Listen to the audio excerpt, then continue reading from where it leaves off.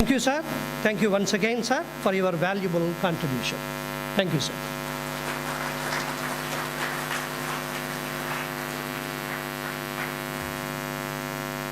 Thank you all once again for being part of this wonderful occasion.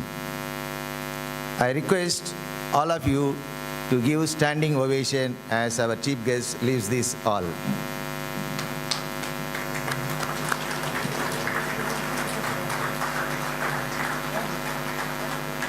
Now we'll have a break for 15 minutes for tea, and we'll assemble here at 11:05.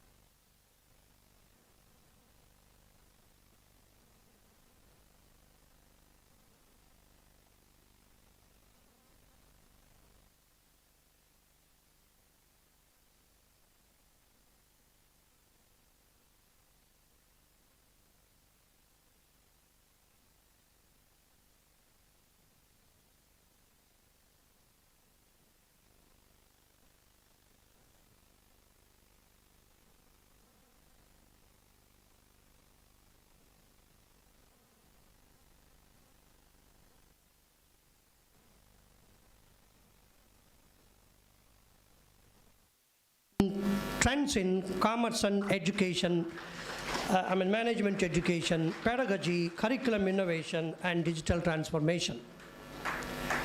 Thank you, sir. Be seated. Sir, your presence is truly inspiring, and we eagerly look forward to your enlightening address that will ignite the young minds, provoke some thoughts, and guide us in understanding and navigating the changing contours of education in a digital era, and guide us towards redefining the future of commerce education. I also request Dr. A. Sri Lakshmi, Department of Commerce, to kindly come onto the dais and introduce our keynote speaker to the audience. Madam, please.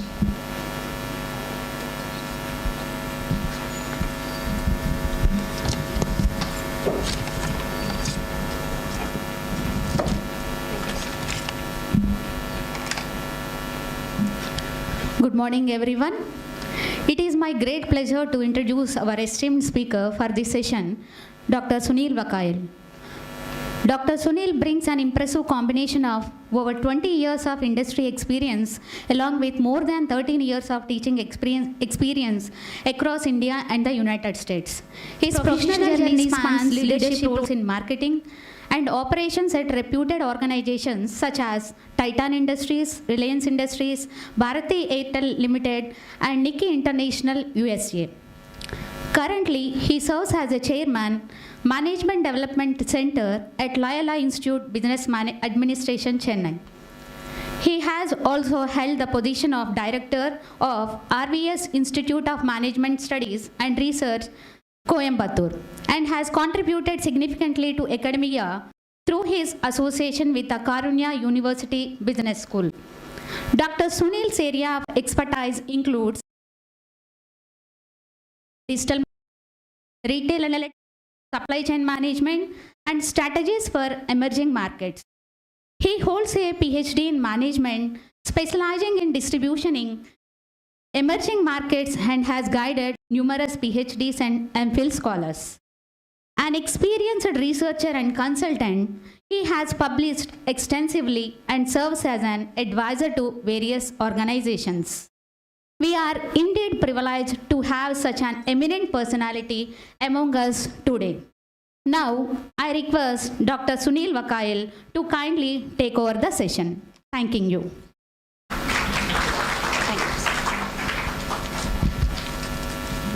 Thank you, sir, and thank you, ma'am, for those nice words.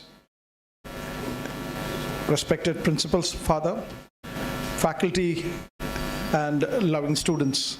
It's a pleasure to be here, and thank you very much, Francis Xavier, sir, for getting me here. It's a pleasure to have you all sit across to listen.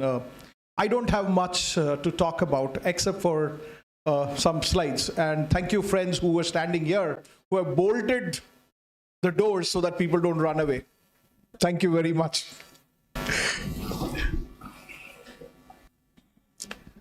My presentation is on two things. One is on trends in commerce, and the other one on trends in management. I split the presentation into two parts. So some of you may relate to certain things coming up there. Some of these are already being used in some form or the other. Some of them may be used in future because worldwide some countries are already using some of these things. I'm sure all of you are already there on Amazon, Flipkart, and all the other mediums of e-commerce that you are using. Some of these trends are already visible there. And I'm sure the next couple of sessions that you are already gonna hear, and the session that you had already in the morning, they spoke about AI. So my slides also does have a little bit of AI in it. Thank you.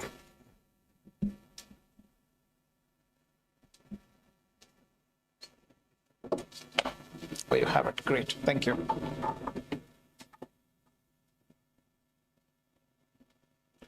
So I hope all of us agree to this particular point. AI is everywhere, like it or not. There's a big talk about AI will take over jobs. Do you agree? I totally disagree. AI will not take away your jobs. The guys with AI will take over your job. The guys who know AI will take over your job. So be prepared for that. Now, it's very easy to say, yeah, I also use AI. I also know AI. What do we know? ChatGPT, Gemini.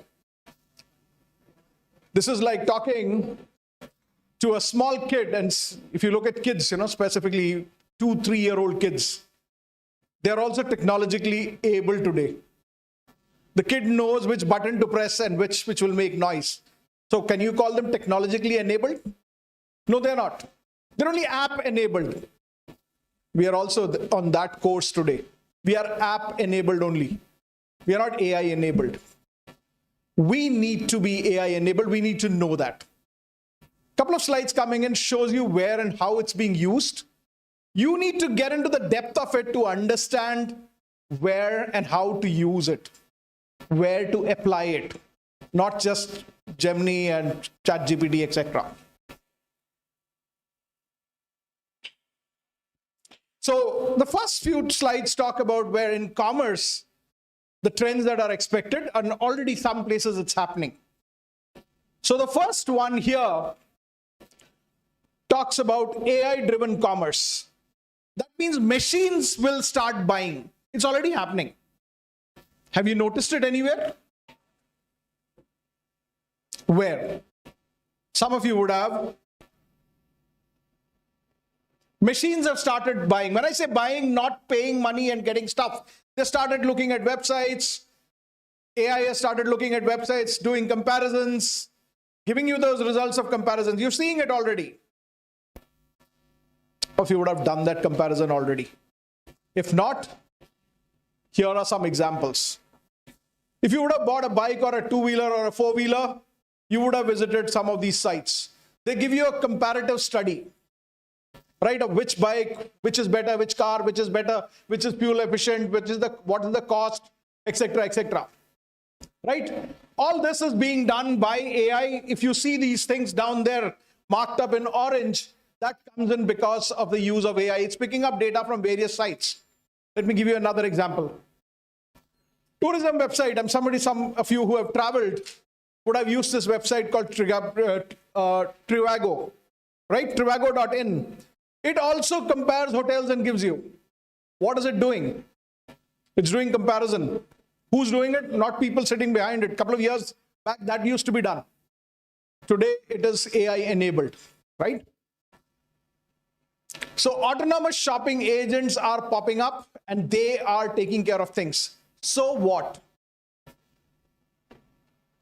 If autonomous shopping agents were to rule, what needs to be done?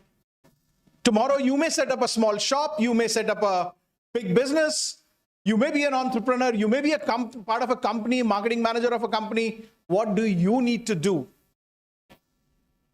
You need to ensure that your websites are AI compliant. That means crawlers should be able to reach up there, read through, crawl through, analyze and give results. Not all websites are designed for it today. But in future, that's how it needs to be done. I don't know if you, maybe you guys were very young and maybe you would have been in school. Earlier, when websites were created, they were only created for desktop computers. And most of us were started using mobiles by then.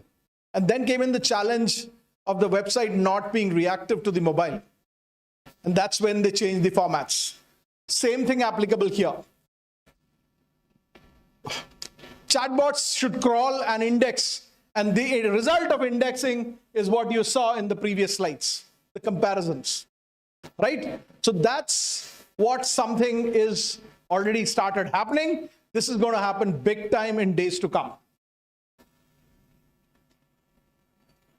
The next one, some of you from the BBA background would surely have heard this word, omni-channel. What is it? I'm sure most of you would have heard this in your marketing classes. They would have said omni-channel. Yes? Close to supply chain? Yes, very good. Excellent. Anybody else? So just to give you a cue from there, probably you can build on this.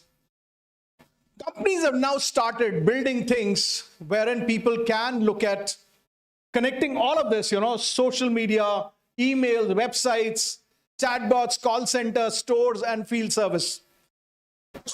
And that's where omni-channel comes in. That means you can buy, sell, replace, not just on one channel or one place. You can probably send them a mail to buy. And from there, you can go and pick it up at the store.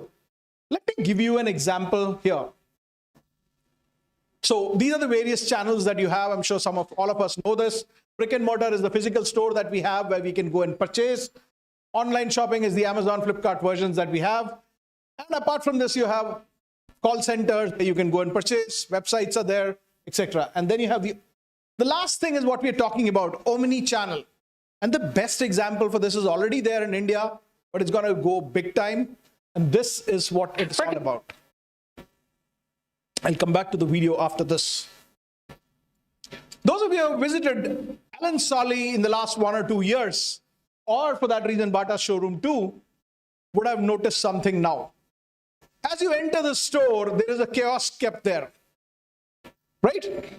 Let's assume I want a shirt for myself, and the shirt that I looked at and saw and liked, the design was not available in the size that I wanted. So what does the storekeeper tell you? He says, sir, just go on to the kiosk. He doesn't want you to walk away from there. He wants to get that money from you because he needs that order. So what he does, sir, please visit the kiosk. You can punch in your shirt number, whatever, all the SKU numbers, etc. and the size that you want. We will either deliver it at your house or you can pick it up from here, whichever it is. But pay first and then go. Obviously, because business is first getting the money out. This has already started. If you go to Bata today, same story applies. Bata has got one more step ahead.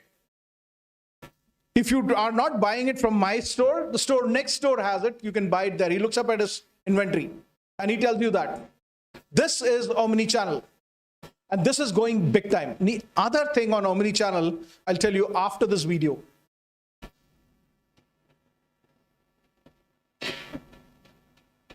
Brick and mortar retail is using every trick they've got to keep up with Amazon. And one strategy is to use their store like a distribution center.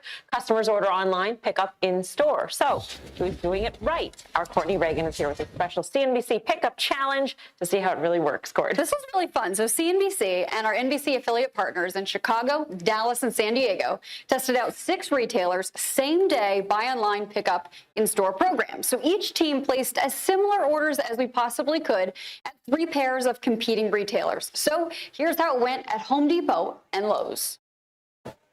45% of HomeDepot.com orders are picked up in store, 60% of Lowe's. Oh, and it tells you right where it is. Although hopefully someone else is getting the order for us, right? The trick is finding items your store stocks if you want same-day pickup. Gosh, that's 15 days from now. Like Home Depot, Lowe's.com gives an item's exact store inventory and location. Oh, 1 available. Ooh, that's good. Let's see if they get it for us. It doesn't actually tell us when our order will be ready, only that we'll be notified when it's ready. All 4 items were available. Lowe's.com order was a bit easier for pickup in store. Okay. For those of you who understood that, great. Who did not understand that, let me just explain it to you. This is a typical story where I'll give you an Indian example of it. A couple of months back, there was a husband who got down from work. He was flying in from Delhi to Mumbai to his house. It was late evening, and you know Mumbai rush that's there. Halfway through his journey from the airport to his house, he realized that was his wedding anniversary. You know what can happen otherwise. I mean, probably once you get married, you'll know even worse what can happen. Anyway, for those of you who do not know, just to give you some insights, things could be quite bad. And that's exactly to prevent that, what he did was went online, looked at Tanish's website, picked up some stuff there. And en route, he picked up the stuff. So buy online, pick up offline. That's exactly what they were talking about. These are initial trends. Today, few brands are doing it. Days to come, this is going to be the routine. And you know all what drive-ins are doing, etc. You order online, pick up as you drive through, etc., etc. These trends are going to be commonplace as we go on and as you guys get into your prime. And when I say prime, I say 30 to 35 is prime. The next one, I'm sure some of you would know this term. What is it? So, small buys. Why do people do this? Treatonomics. Giving small treats to ourselves. Why do we do it? This is now becoming a common thing. Companies have started making money on this. And that too in times like this, when you're not sure of the economy will do, you don't know what Trump uncle will do tomorrow, for the fear of that. But we cannot stop ourselves from buying things which we like to buy. Right? That's what Treatonomics is all about. Celebrating small successes. Postpone our car buying today. I'm not buying the car because I don't know whether I will be able to pay the EMI tomorrow. But what I do, I go for a small coffee at Starbucks. A lady may be buying a little more makeup for herself. A kid may buy something else. My daughter wants something. I may go and get her something else. Small buys is what we're talking about. Treats, small treats, but continuously doing it. Treating ourselves, making ourselves happy. And for that, people purchase small, affordable luxuries like premium coffee, skincare elements to boost their own morale and to gain a sense of control during economy's uncertainties that are there today. This is another big thing, and this continuously is going to happen in the VUCA world like where we are living today. So what do people like you who could be into business, who could be managers in days to come, do? And there are some learnings for us. So there's in economics something called lipstick effect. I'm sure some of you would have studied it. Any idea what is that? I gave you a clue in the previous slide. And there's a picture there. Buying small things, and that's called the lipstick effect in economics. Satisfying ourselves, keeping our morale up by buying small things and celebrating small successes. Social media and collectibles, brand implications, and also their emotional value over functionality. So companies have now started focusing on small things. So people may not be selling expensive goods alone, they would sell the smaller ones too. That's what is happening. So let's assume you have an old phone. Your parents can't afford it. You can't afford to buy an upgraded version. At least let me get a Boat earplug. That's what is Treatonomics. And that's where companies are making money, remember. So this also is one trend which is coming up in an uncertain economy like ours. And then obviously you have Zomato and Swiggy to celebrate small things at home. And that's where they're making their money. The next one, obviously, thanks to your generation, there's a lot of activity, a buzz happening on social community and social commerce. So I'm sure some of you would have noticed buying straight away from the social media websites itself. You're directed from Insta to buy. We're talking of that. And that's going to become commonplace now. It's now very few brands are doing it. As we progress, you would be directed straight from Insta or whichever social media, let's say Pinterest. From there, there's a button which says buy now. You don't have to go to Amazon to buy. You can buy from the Instagram handle itself. So buying directly from social media, live streaming, the selling is also growing. Influencer-led micro communities, driven conversions and and thereby building brand trust. What we're talking about here is there are certain brands which focus on small communities. When I say community, it doesn't mean that there are 100 people in the community. It could be 3 people, 3 friends. To them, they send the message and get them to buy. There's a brand in India which is doing that. Any idea which one? That's a brand for you. I'm sure some of you must be buying, at least the girls. Yeah. What they do is they tend to figure out who is your friends. Send them the same mail which was sent to you, or send them the same message which was sent to you, thereby ensuring that all three of you talk about it, engage about it, and buy it. Thereby helping them build a brand amongst three of you or four of you, and then build it on a bigger scale. Influencer-led, that's what is influencer-led micro communities, driving conversion and brand trust. Group buying, shoppable posts and stories. Another one which is happening, and some of you must have already seen this in case of Apple and other brands, live streaming the unboxing. I bought a new product, I'm unboxing it. These are commonplace things getting slowly. Now every brand will start doing it. That's the prediction. Okay. We started with AI, we continue on. AI-powered customer interaction. Till now, as of now, what you're seeing is the chatbot is trying to support you.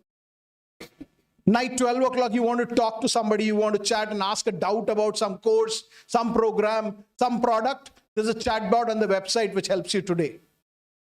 It's only supporting you. Going further, it's going to drive business. It's going to sell. Personalized recommendations and predictive selling to improve conversion rates. What is that personalized selling? I'm sure all of you have seen it to a very large extent. Sorry? What we search frequently. Excellent. Upselling and cross-selling. What's upselling? I'm sure all of you know this. It's been surely taken in the class. No problem if you don't remember, just to remind you what it says. You went to buy a product. You went to buy a mobile phone on Amazon. Down there it says, along with this product, also people bought the add-ons. That's exactly what they're doing. What actually happened there is, instead of you spending 10,000 rupees, the basket value, as it's called, goes up to 13 or 14,000 rupees when you buy the add-ons. 2,000-3,000 rupees gone for sure. This doesn't happen only online. It also happens in restaurants. It happens to me quite often. My budget for lunch is 100 rupees. I go into a restaurant thinking 100, then I realize, oh, tax is also there, 120 gone. And then in the end, the guy walks up, sir, we have a fantastic ice cream. Why don't you try it? What he's done? Upsold. From 100 rupees, he's taken off another 75, 80 rupees from my pocket. That's smart selling. Anyway, that's going to become commonplace. It's happening now using AI, remember. Earlier, it used to be done in the restaurant by the server. Today, it's being done by AI. AI is going to do it continuously. Personalized product recommendations. I'm sure all of us seen this. Let me give you the example there in the next slide. Travel booking assistance. I'm looking for a holiday sometime in the month of May, because my director, who's also Father Joe Arun, gives me a vacation for 10 days only. In that 10 days, if I need a break, earlier I used to call a call center or somebody. Today, AI recommends me on a website, and the website is this one, Expedia. If you go there, it would suggest you, it would ask you dates, and it would suggest locations, including the price range. So those of you who's planning a vacation with your family, try this out. Let me give you the other examples also. Those of you who have got your friends' password and IDs using Netflix, I'm sure you would have seen some connection here. The recommendations that you get. If you like thriller movies, the next recommendation obviously is bound to be a thriller. If you like Telugu movies, romantic ones, it's going to talk about romantic Telugu movies to you only. That's the recommendation that it gives. It's going to, when you do a checkout on a website, it is going to talk to you and make you check out. It is not just going to be, say, pay money and move out. It's going to recommend to you. It's going to tell you these things could be better fit. Talk about warranty. Do you want an add-on warranty? All those things, it's going to be talking to you. That's the use of AI that's going to be there. Those of you who have done your internships in sales, leads is something extremely important. Selling, that's what the first step is. I'm not going to take you back into sales classes, but the lead is where you start talking to a customer, engaging with a customer, qualifying the lead as hot, warm, or cold, whether it's a customer who will buy now, buy 3 months down the line, or not buy at all. AI decides that now. I'm sure all of us know what the cart is, right? Which cart are we talking about? The online cart, the shopping cart. In case you leave it, you don't buy it there, what happens? So Amazon just sends you a mail or a ticker sometimes. There are some very proactive sites. For example, there's a brand called Tata 1mg. 1mg is a medical website where medicines are given out. You just go and put one medicine into the cart and get off from there. In 5 minutes, you will get a call. Because you have not done that buying process. They will ask you, a lady or a guy sitting at the other end, asks you, sir, is there a problem in your payment? Or do you need some more help? Or do you want confirmation about the medicine? They even have a doctor on call there. They connect you to a doctor and help you reconcile whatever, or help you sort out all the doubts that you have. That's the abundant cart recovery process. Again, going back to Amazon, or for that reason, Netflix, upgrading you from 1 mobile to 2 mobile devices, 3, 4, depending on that. The process, or you are on a very premium plan, how can they upgrade it to you? Now, that is on Amazon or Flipkart. This is even happening on Airtel. You are using 1 GB plan, they want to upgrade you, and they send you messages across. All this is thanks to AI, right? And this is going to happen continuously in days to come, and you're already seeing initial trends of it. This is the recommendation that I get on that's my page, incidentally, on Amazon. I'm sure all of you see such things, recommendations, the one marked in red out there, right? When you try to buy something on Amazon or any one of those websites. Okay, this is for the supply chain guys. Let me wake those guys up who are doing logistics. Hi, logistics guys, where are you guys? Good. This is for you. But this is big time and big for you guys. Supply chain resilience and nearshoring. I'm sure you may have heard about these words. Companies are diversifying suppliers due to geopolitical risks. And this earlier started with COVID, but now Mr. Trump has confirmed this. Every organization is now looking at multiple locations. Just imagine, had India only buying oil from the Gulf countries, what would have happened? We would have already stopped and you would have all sitting at home enjoying. I wish it doesn't happen, but then you never know. That's why companies are now looking at nearshoring. What is that? The nearest port, the nearest place, that's one. Let's look at more terms. There are more of them. And then you have AI-based visibility tools for improving supply chain chaos or supply chain decisions also, right? So these are AI-related stuff. If you are aware, and I don't know if you saw the article that came out 2 days back about the ship that was moving in from the Gulf of Hormuz to India, carrying gas and oil to Mangalore port, moment by moment was being tracked, and it was also shown to Indian public that the ship is today here. It may take another day. That's what we're talking about, and thanks to AI for that, right? Let me give you some more words. And before that, there's a question for the guys. Any idea what? Yes. When did this happen? What happened? I heard the word. Yes, that's Suez Canal. When was it?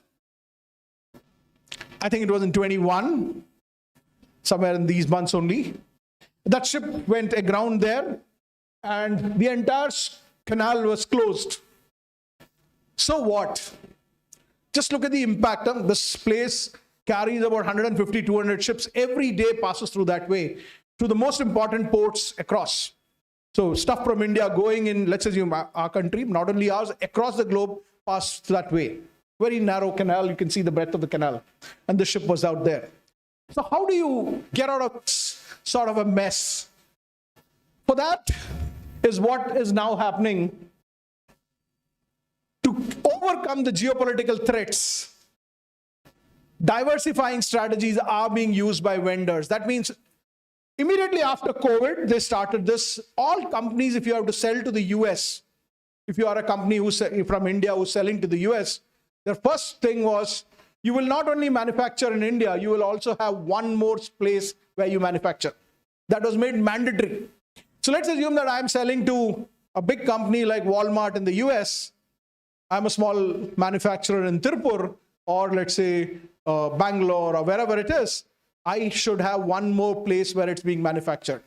It could be Dubai, it could be Sri Lanka, it could be Thailand, wherever, because they didn't want the entire thing to be stuck in case of a problem that comes up later. The next two words out there, again from the logistics world, very important words specifically nowadays, specifically keeping the Gulf War in context. Friendshoring. Any idea what is that? The word is self-explanatory anyway. Friendshoring? No. I thought I heard something here. Friendshoring? Friendshoring is a logistics term where your vendors are placed or kept, or they have their bases in countries which are allies to me.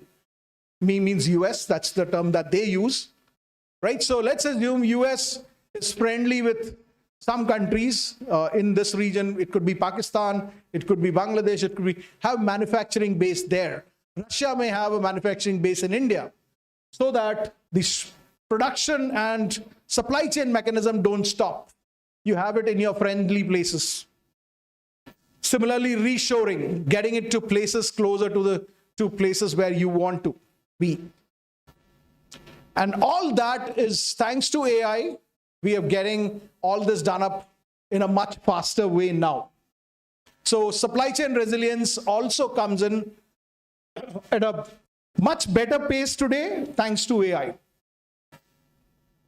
Okay, so with that, I move on to the part B of my presentation, which is on the management part. So again, I don't think we need to talk much about anything about AI any longer. Everywhere it's going to be there. The core of all management skills has to be this. I repeat what I said. AI will not replace your jobs, but the guy who knows better than you on AI will replace you. Managers must understand AI-driven decision making. How do you use AI to make better decisions? Continuous learning, obviously. At my age, my directors put a target to me that I need to certify myself with 2 courses or else I don't get my increment. So just imagine if you get to corporate world, that could be every month 1 course. Get ready for that.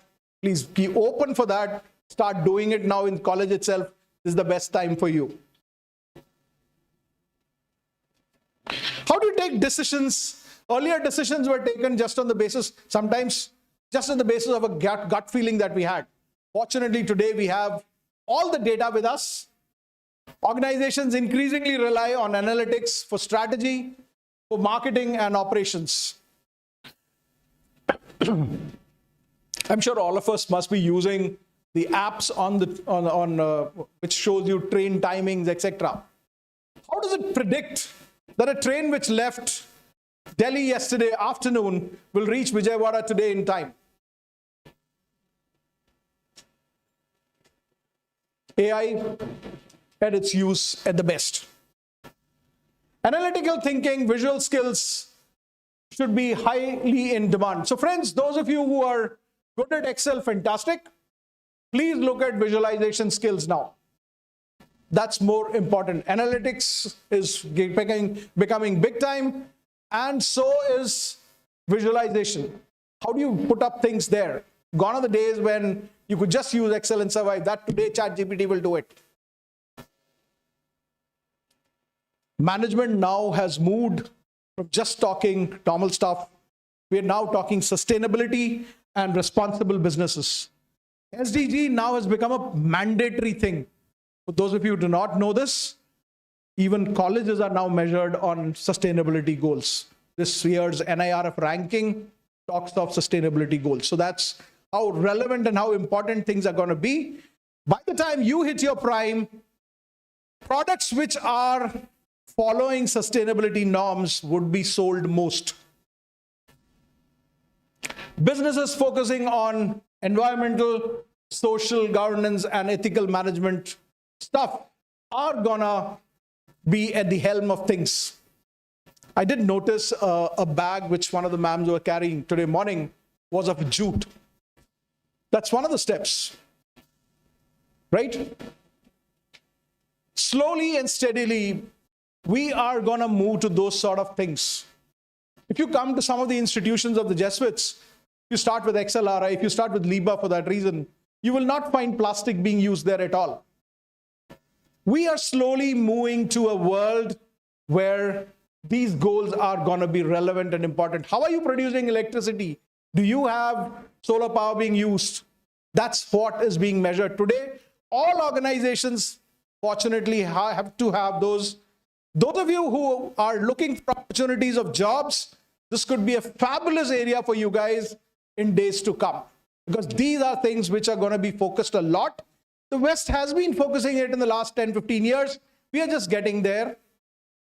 But I'm sure we will continue to do that for days to come. Sustainability is becoming central to all strategies. Company strategies are now started targeting this. We now talk about agile and adaptive leadership. Leadership has to be agile. Most of you will be in some leadership position. It could be as an entrepreneur sometimes. Are you agile? What does agile mean? Sensitive. Not exactly. Are you able to shift quickly, adapt quickly, move on quickly? Right? Leaders who can do that are going to be people who are going to be taken into the frontline positions. Managers must respond quickly to technological changes. Remember, the globe is changing, technology is changing day on day. Are you able to move on from one technology to the other quickly? Are you cross-functional? That's another one, very, very important. And that's why, I don't know if you guys, I'm sure already, Andhra has already started it, I know that. There's a lot of cross-cultural learning that is being promoted nowadays across institutions. I'm sure your college also must be doing it. So those of you who are looking earlier days, in my days, engineering was the only, if you studied engineering, you only knew that. You didn't know anything else. Today, fortunately, you have the opportunity to learn multiple things, not just one particular course. And that's going to be also something for the future. Interdisciplinary skills, learning not just what you are studying, something beyond that too. So management education now combines not just management education, it combines technology, analytics, strategy, ethics, global business, which helps prepare people like you as leaders for very complex environments in days to come. And remember, the future is going to be tough. It's not just VUCA, it's going to be one step ahead of that. Lastly, on the management front, human AI collaboration. Future managers will work with AI, otherwise you will not survive. Decision-making becomes hybrid. Human judgment and machine insights, both taken together, you would start delivering. That's what a good manager would finally look like. I would move to the part C of my presentation, which incidentally is the last one, but it doesn't talk of AI. It talks of something much, much beyond that and much relevant. So I'm going to leave you with 3 small words, the abbreviation for which is this. Any guesses? This is not AI. This is not technology. This is everyday thing which we all need. We were using it earlier. You will continue to use it no matter how much of AI comes in. Any wild guesses? All terms from management. But very simple things, we all do it every day. Wild guesses? Louder? Okay, fantastic. Communication. Very good. Excellent. What is R? Quite close to communication. Sorry? Louder. I heard the word, I think. Louder. Whoever says that, little more louder. It's close to communication. If you have communication, R will happen. I heard it here somewhere. Relationship. And T? Okay, this is not only limited to business, even personal lives, it is important.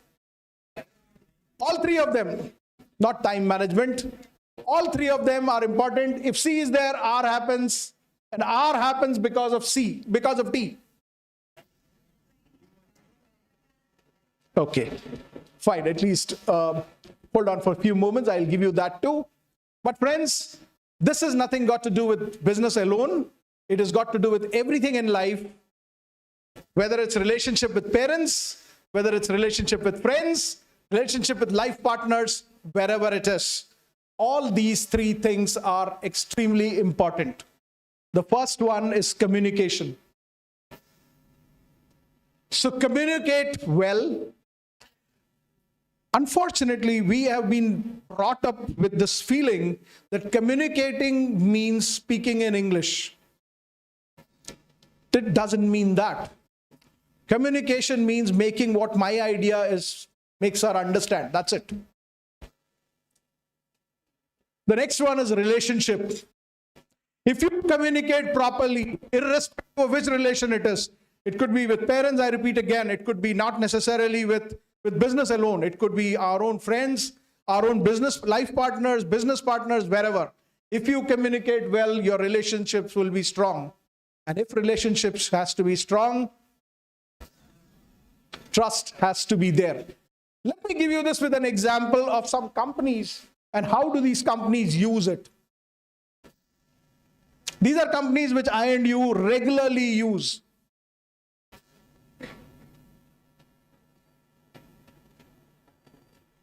All of us know this brand, super duper brand, quite expensive. Still we go year on year, 17th of September, 15th of September, stand in a line. Indians also who do not have money also go and buy. I can understand the Americans buying it, but we also buy it. Irrespective of the fact that there is no technological upgrading, only money upgrade has happened. Last year it was 1 lakh, today this year it's 1,25,000. We still go and buy it. There's a beautiful reason why we buy it. They have their communication strategy right. Omni-channel consistency, that means on every channel, whether it is on Instagram, whether it is in the store, whether it is on paper, the communication is same, simple, and beautiful. Extremely direct communication to the consumer. Who's the brand ambassador for Apple?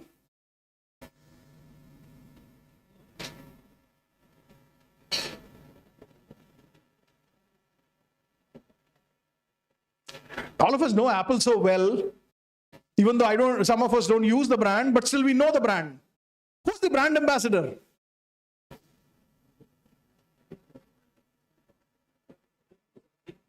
Tim Cook, okay? Tim Cook, he says. Incidentally, Apple doesn't have a brand ambassador. Their product is the brand ambassador. Keeping it consistent across. If you bring in Shah Rukh Khan today and for some reason Shah Rukh Khan lands up into some controversy, gone. You have to change it to Amir Khan or somebody else. And then again your consistency goes for a toss. Across the globe, only the product is the brand ambassador. Emotional, simplified marketing. Very simple product advertisements. Communication is extremely simple. And okay, they communicate to every customer of theirs at multiple places. How do they communicate? Not only through TV, not only through internet. Obviously, mails are there. The apps keep talking to you every day. Every customer sees Apple at least 5 times in an hour. And it communicates to them through emails, through various things. Obviously, social media engagement, they're too good at it. You'll see so many things happening there. And obviously the in-store. I'm sure some of you would have walked into an Apple store even though you might not have bought it. Every store, the simplicity is what it's known for. No doors, plain facades, just a glass there. You can see the store inside out, white in paint color. That makes it look simple. That's the communication methodology that they use. The next point I want to take you through is that part which I spoke about, relationships. If you communicate well, your relationships would be good. Let me give you an example of a brand which maintains fantastic relationship with us and its buyers. Amazon is the brand, investing in relationships the Amazon way. Just look at these points on which I'm sure you'll recollect how do they communicate to you as a customer. For them, customer is an obsession. They keep continuously looking at, starting from their website to the arrows color, everything is being researched and brought out. They have looped you in so many ways that you cannot leave them so easily. They have built in a shifting cost so high that you cannot leave them because you're already there on Prime. So you're watching movies, you're hearing music. You cannot leave them just like that. That's the way that they built you, looped you in there.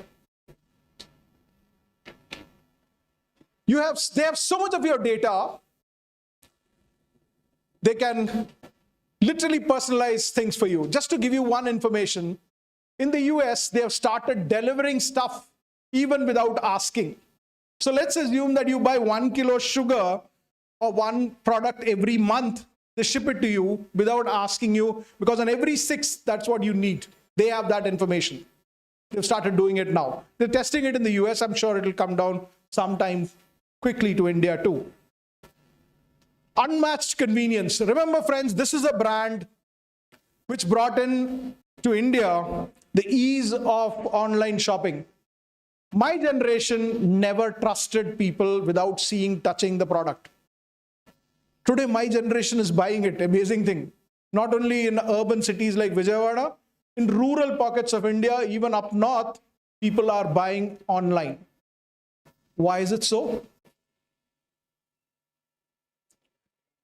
Convenience, obviously, yes. That's the unmatched thing that they're given. If you happen to walk into the hills in UP or any one of those states up north, even in places where people cannot reach, there is a delivery guy going there and delivering. And how does he deliver this? They have fabulous mechanisms in place. They'll deliver it at a shop and tell the guy to come and pick it from the shop because they can't climb up all the way. But when the kid or this person comes in from work or from school, he picks it up and comes back home. That's the amount of trust that they've built over a period of time. Building trust through transparency. Every product, you know where it is today. If you built it yesterday night, today morning where it is, today evening where it is. Everything is so transparent. And one more big thing, a learning for all of us, even for relations that we have, is that they never overcommit and underdeliver.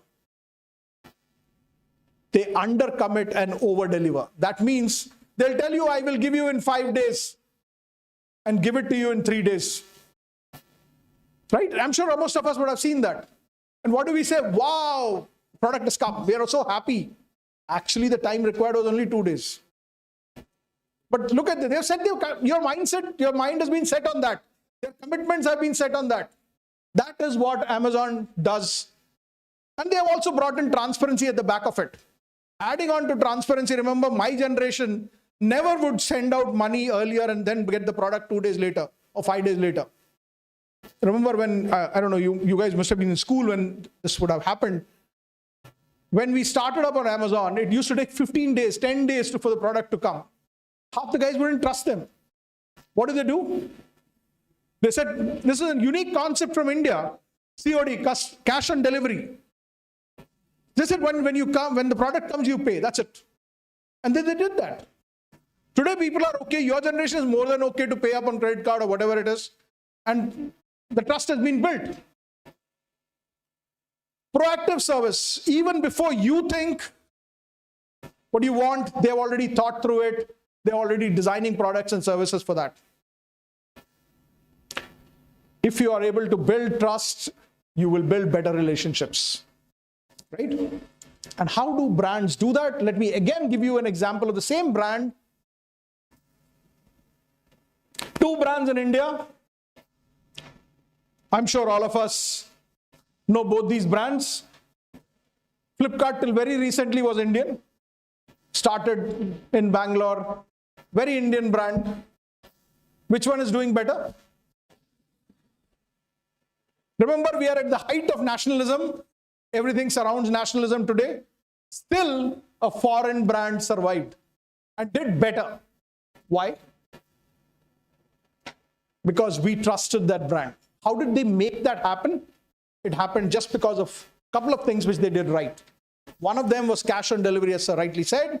The other one was transparency, building relationships, etc., etc. So friends, I would end my presentation with these 3 words again.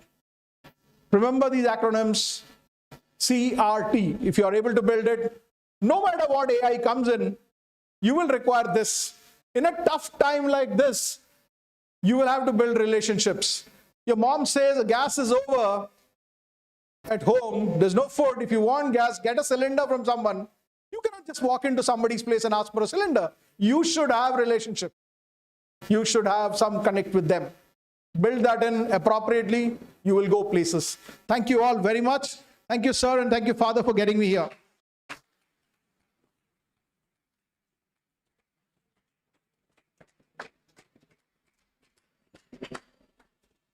I hope I was in time. 46 minutes.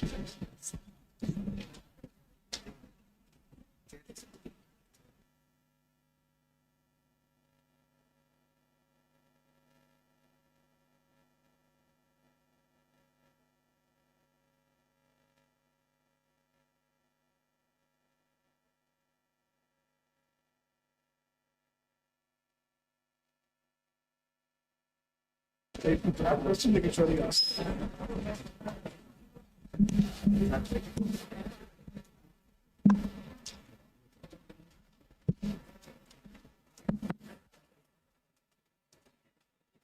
If you have any questions, you please ask. Sir will respond to you.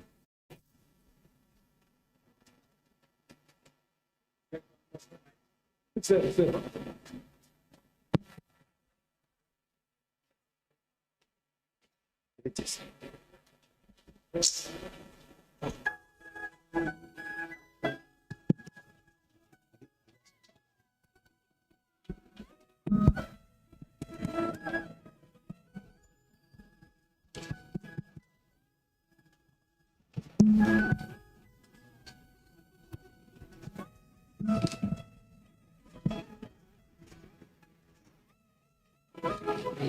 Yes, go ahead. Good afternoon, sir.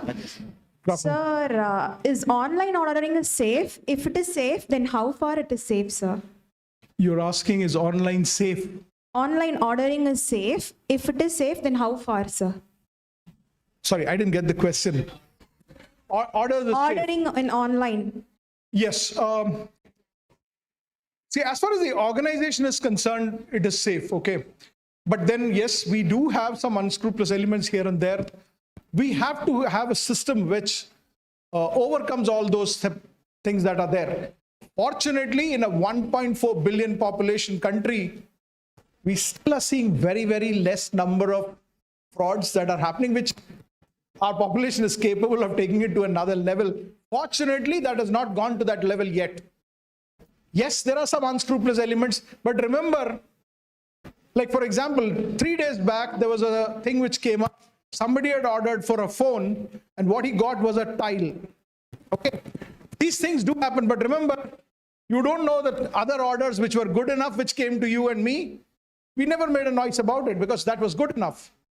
Yes, there are some problems, but I think they have a redressal mechanism also in place.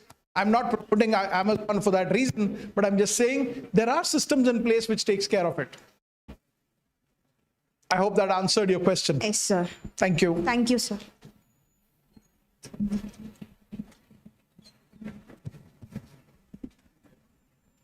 Good morning, sir. Myself, Sai Kiran. Please go ahead. My question is, if we search in A, we know everything. Whereas we search in meta, we have no enough information about in meta. So would you be able to repeat that question for me, sir, please? I was not able to hear it. My voice is not good, sir. No problem. You can tell it to sir. Probably sir can tell you. Okay, sir. Or could you speak again if you don't mind? I can't hear. I wouldn't hear it. Sir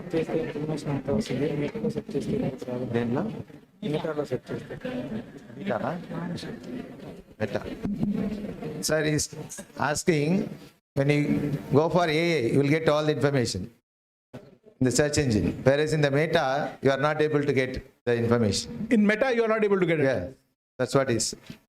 Yes. See, one more thing is happening. I don't know if you guys are already seeing it. You must be seeing it on WhatsApp, etc. There are bots already built up there. Using that, you can get all the information at various forums. So different things would specialize. For example, for PPT, it could be Gamma. So each app is going to be specializing in something or the other. It will be a specialized thing that will come up. I hope that answers your question.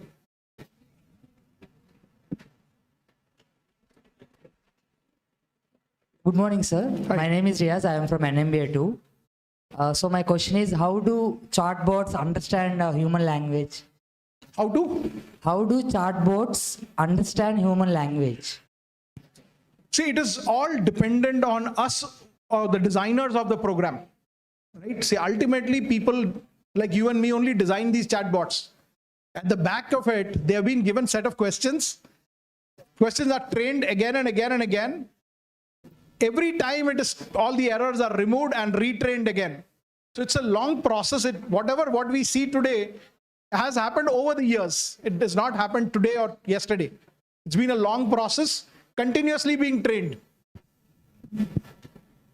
Thank you. I hope I have answered your question. Yes, sir. Thank you, sir.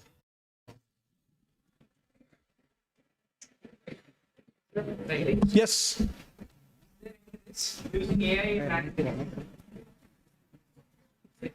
You are a student. Just clarifying. Okay. His question is there a risk using AI in management? See, as long as you use it as a tool, it's good enough. As long as you use it as a tool. I'll give you some scenarios, okay? This is again, I have students like you guys studying there in the college that I come in from. We had our final assessments just a few weeks back. So as usual, like most of the generation that now does, they came up with a presentation on the topic that was given to them. They came and stood and started presenting. Looking at the presentation, the people who were evaluating it realized that it was a Gamma presentation that was being done. So please also understand, faculty members also are now trained over a period of time, seeing that what presentation is this? And these students, unfortunately, also did not see the presentation before coming and presenting it.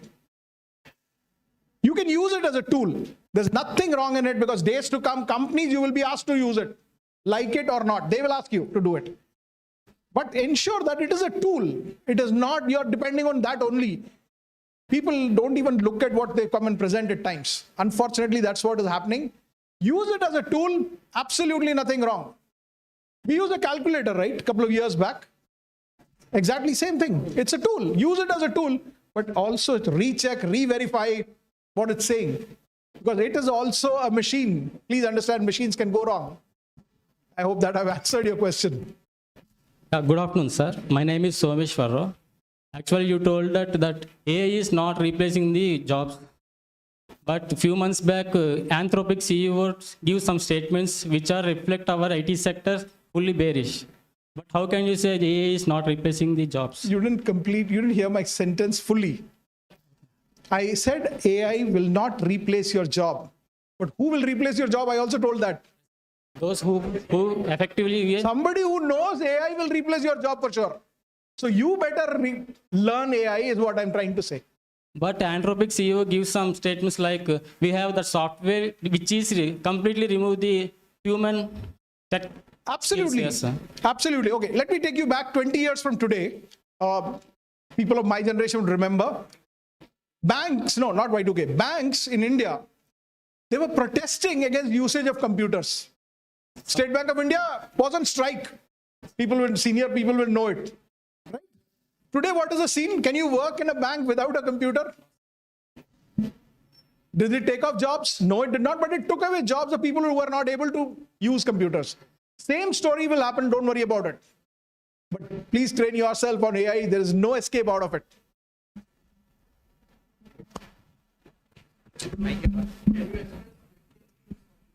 Yeah.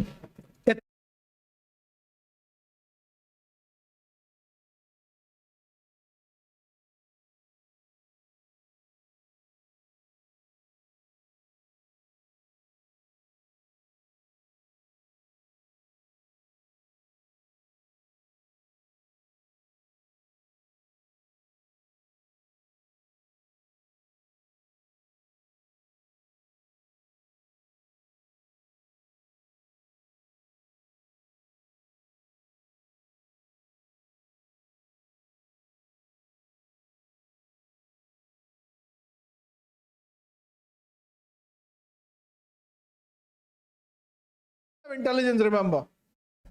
I hope that answers your question. One more question. Good afternoon, sir. Right. So, as a business and management students, we aren't a programmers. So, as the future depends on AI, what are the skills that we need to learn? What is your background, ma? BBA Logistics Management. BBA Logistics. So first and foremost thing which I would tell you as I first started up the presentation also with is that most of us today are using AI. I'm not saying people don't use AI. We need to understand the technology behind it and utilize it appropriately. Don't be that small 2-year-old kid who uses a phone and we say the kid is good at the phone, using the phone. He or she is only able to identify the app. Let us not be like that. Let's go beyond that, behind the technology, and ensure that we are able to go not just looking at using it as, and copy pasting it, things like that. Try to become more aware of what is the current thing, point number one. Number two, what is the technology behind it? Because technologically, we should be aware what's at the back of it. If that's not done, things will not happen. Because you can just use that app like what's currently being done. Most of us tend to use one thing. Put up the question on ChatGPT, copy paste it. Don't just do that. That's only a tool which you could use it. Beyond that, technology, what's the technology behind it? How is it getting programmed, etc.? Learn that. That's an important one. And that's why, I don't know if you are aware of it, government now has brought in programming curriculum in class 6. The reason for that is exactly the same, to understand that. So please try to do that. Because the generation which is Gen Alpha, which is coming in, which is in school right now, by the time it hits your college or by the time it gets into workplace, they would be aware of all this stuff. And you will find it difficult to survive at about 35.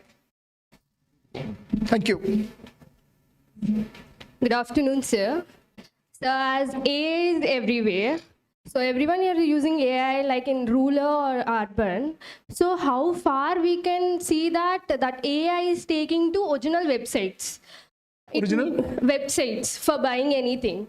It is a chance that we can move to fake websites also, as AI is there for making a fake website. So how we should trust that? Okay, I'll first answer or rather add on to what he asked, the ethics part.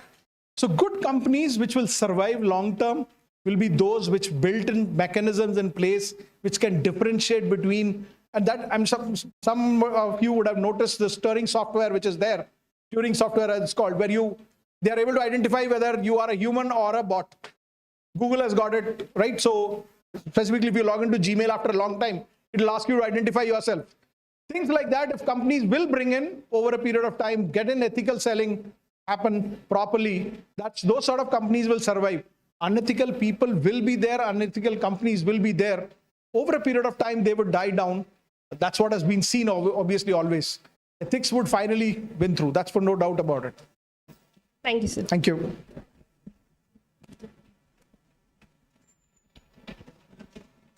One last question, sir. Yes, sir. It's a combination of both ethics and other thing.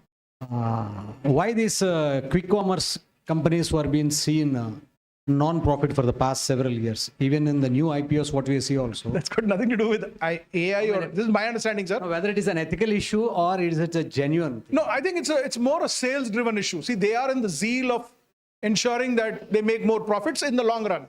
So right now they're acquiring as many customers. It's a valuation game. That's it. Now you cannot call it unethical as of today. Let's see, but unfortunately what happens is out of 10 companies, only one of them survive through.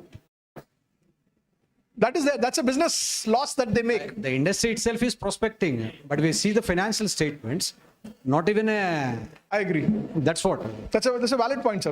Unfortunately, that's valid. Now, how come the new entrants into the markets will be seeing it as a prospective, or work generation force will be like... Morning, our commissioner, sir, spoke about entrepreneurship, and even in the meeting where he was speaking about entrepreneurship.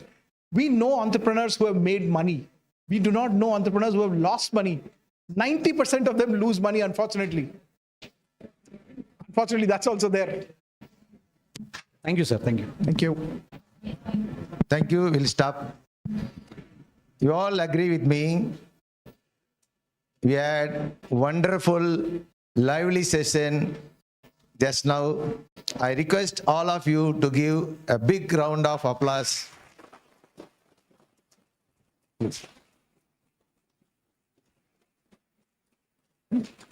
Now I invite Ms.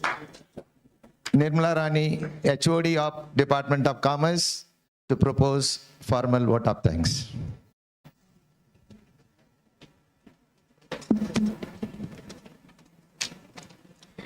Reverend Father Principal Dr. Melchior S.J., respected dignitaries, esteemed faculty members, distinguished guests, students, and my dear friends. It's my privilege to propose the vote of thanks for this session. We are deeply honored to have Sunil sir with us today, who has delivered an insightful and thoughtful, provoking keynote address on emerging trends in commerce and management.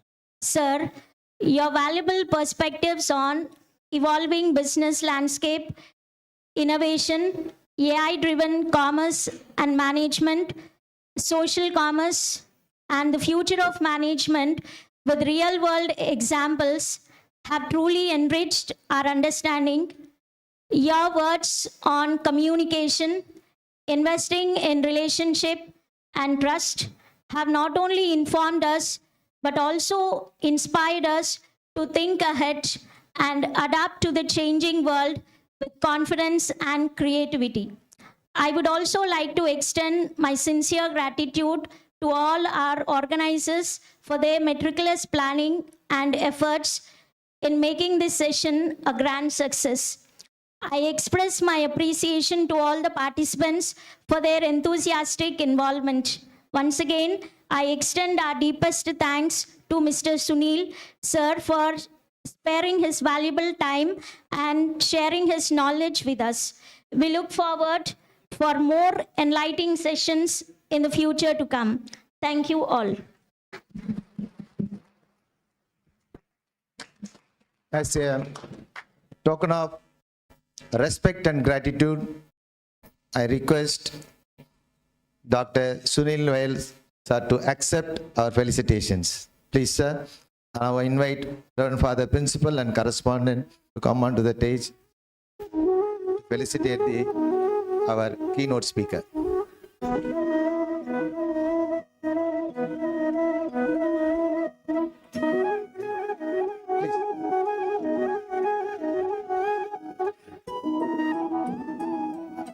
I request Sam Sundar sir, Nirmala madam to come onto the stage.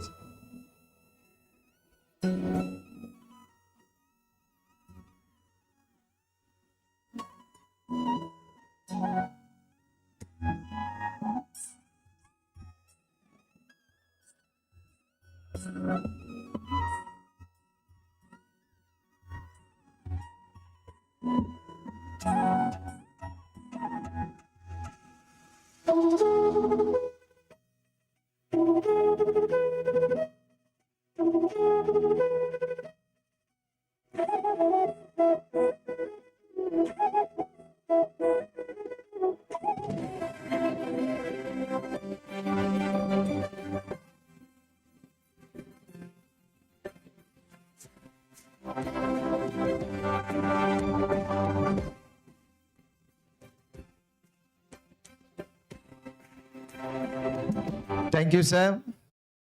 Now we'll have a lunch break. Again, we'll be back at 1:20 p.m. 1:20 p.m. We'll begin 1:30 next session. Thank you.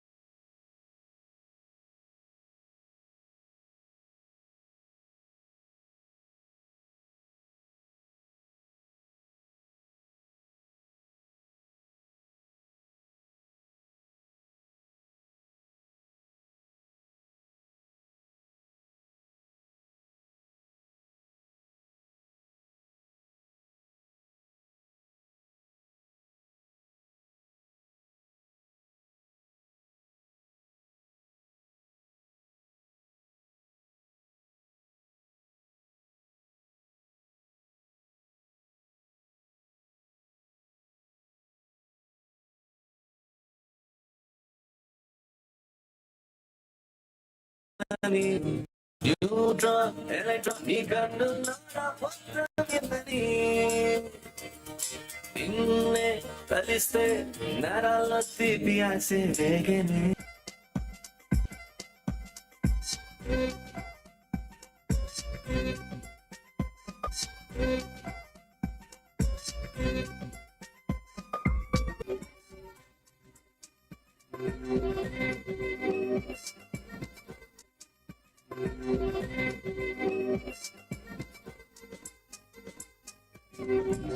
సీతాకోక కాలం కాలం పాడుతున్నదే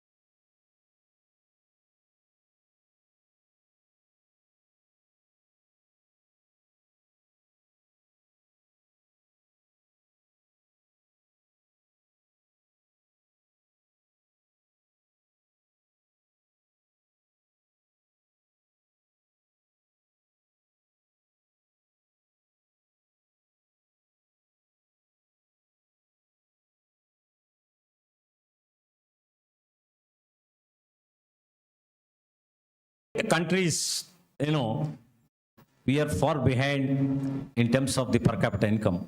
Per capita income is nothing but total GDP by number of people, means no population. We have almost crossed 150 crore. But very sorry to say that, our earnings are not increased. Our cost of living is increased, but our income levels not increased. Our wealth status not increased.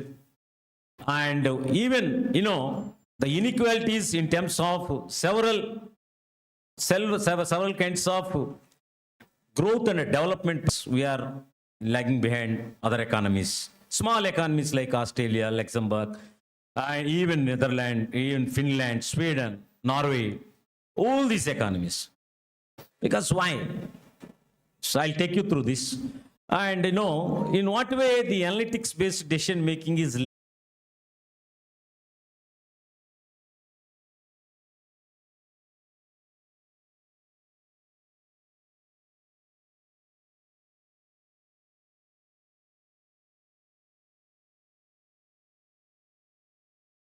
to buy a product online or offline also. You will change twice, thrice, 4 times also. Because your decision is, not a firm decision. Just like you made a decision and you are regretting over the decision. So regretting over the decision that you made is called cognitive dissonance. We face cognitive dissonances. To reduce the cognitive dissonance, we ask several colleagues that na shirt elagundi, na pant elagundi, ko cheppava bagunda, enta konuntanu cheppandi. So people ask that. So in order to ensure that his decision making is correct, but most times our decision makings are wrong. Because our decision makings based on our intuition, based on our judgment, based on our experience, and based on some circumstantial evidences. And mostly the decisions may be rational, logical, yet they fail. 90% of the decisions that we make in our day-to-day life are failed miserably. From wearing the dresses and selecting the food items, or even your life partner also. Even your life partner that అనవసరంగా దీంతో నేను పెట్టుకున్నాను రావు. అనవసరంగా I married this woman. And woman, national survey, international survey, consumer psychology survey says that 60% of the men, 60 to 70% men think of their life partners that we made a wrong decision. దీని ఎందుకు చేసుకున్నాను బాబు, నా తలకాయ నేను చేసుకోకుండా ఉండాల్సింది, చాలా తప్పు చేశాను. Contrary to this fact, women, 35 to 40% women think of their husbands that I made a wrong decision. So these fellow are not husbands that I made a wrong decision. So these fellow are not at all suitable to me. నేను తప్పు చేశాను, నేను చేసుకుని చాలా తప్పు చేశాను అంటుంటారు. నిన్ను చేసుకొని నేను చాలా తప్పు చేశాను అంటుంటారు. 65% male according to global survey. 65% male according to global survey. మనుషులు మగాళ్ళు అనుకుంటుంటారు, ఈ ఆడల్ని అనవసరంగా రాంగ్ డెసిషన్ తీసుకున్నాను, చేసుకోకుండా ఉండాల్సి. చాలాసార్లు కూడా బాటకంగా మనం ఇళ్లలో కూడా వింటుంటాం, మన తాతయ్య అమ్మమ్మ వాళ్ళు గొడవ పడుతుంటారు, వైఫ్ అండ్ హస్బెండ్ కూడా గొడవ పడుతుంటారు, మీ అమ్మ నాన్న కూడా గొడవ పడుతున్నారు. మీ అమ్మని చేసుకొని నేను చాలా నష్టపోయాను రా. Isn't it? Contextually I'm telling. But don't take me wrong. Just, see that how we made a wrong decision. నీతో అనవసరంగా స్నేహం చేశాను, వాడితో నేను అనవసరంగా స్నేహం చేసి చెడిపోయాను, నా టైం అంతా వేస్ట్ అవుతుంది. అసలు దాంతో అనవసరంగా నేను అనవసరంగా కనెక్ట్ అయిపోయాను. సమ్ పిక్చర్స్లో నువ్వు బాగా కనెక్ట్ అయ్యా అంటారు Allu Arjun. So most times hour decisions go wrong. Why our decisions go wrong? It means these are not data-based decisions. These are not, your decisions are driven by your emotions and your cognitions, but cognitive abilities are based on the data. Data is the engine, data is the oil, data is the oxygen, data is everything. The analytics-based decision making, snapshots, I give you some data, and then analytics-based decision making. Snapshots, I give you some data, and then analytics-based decision making, and how we make a decision using analytics. Then what are the outcomes of the decision making analytics, right? So that's what.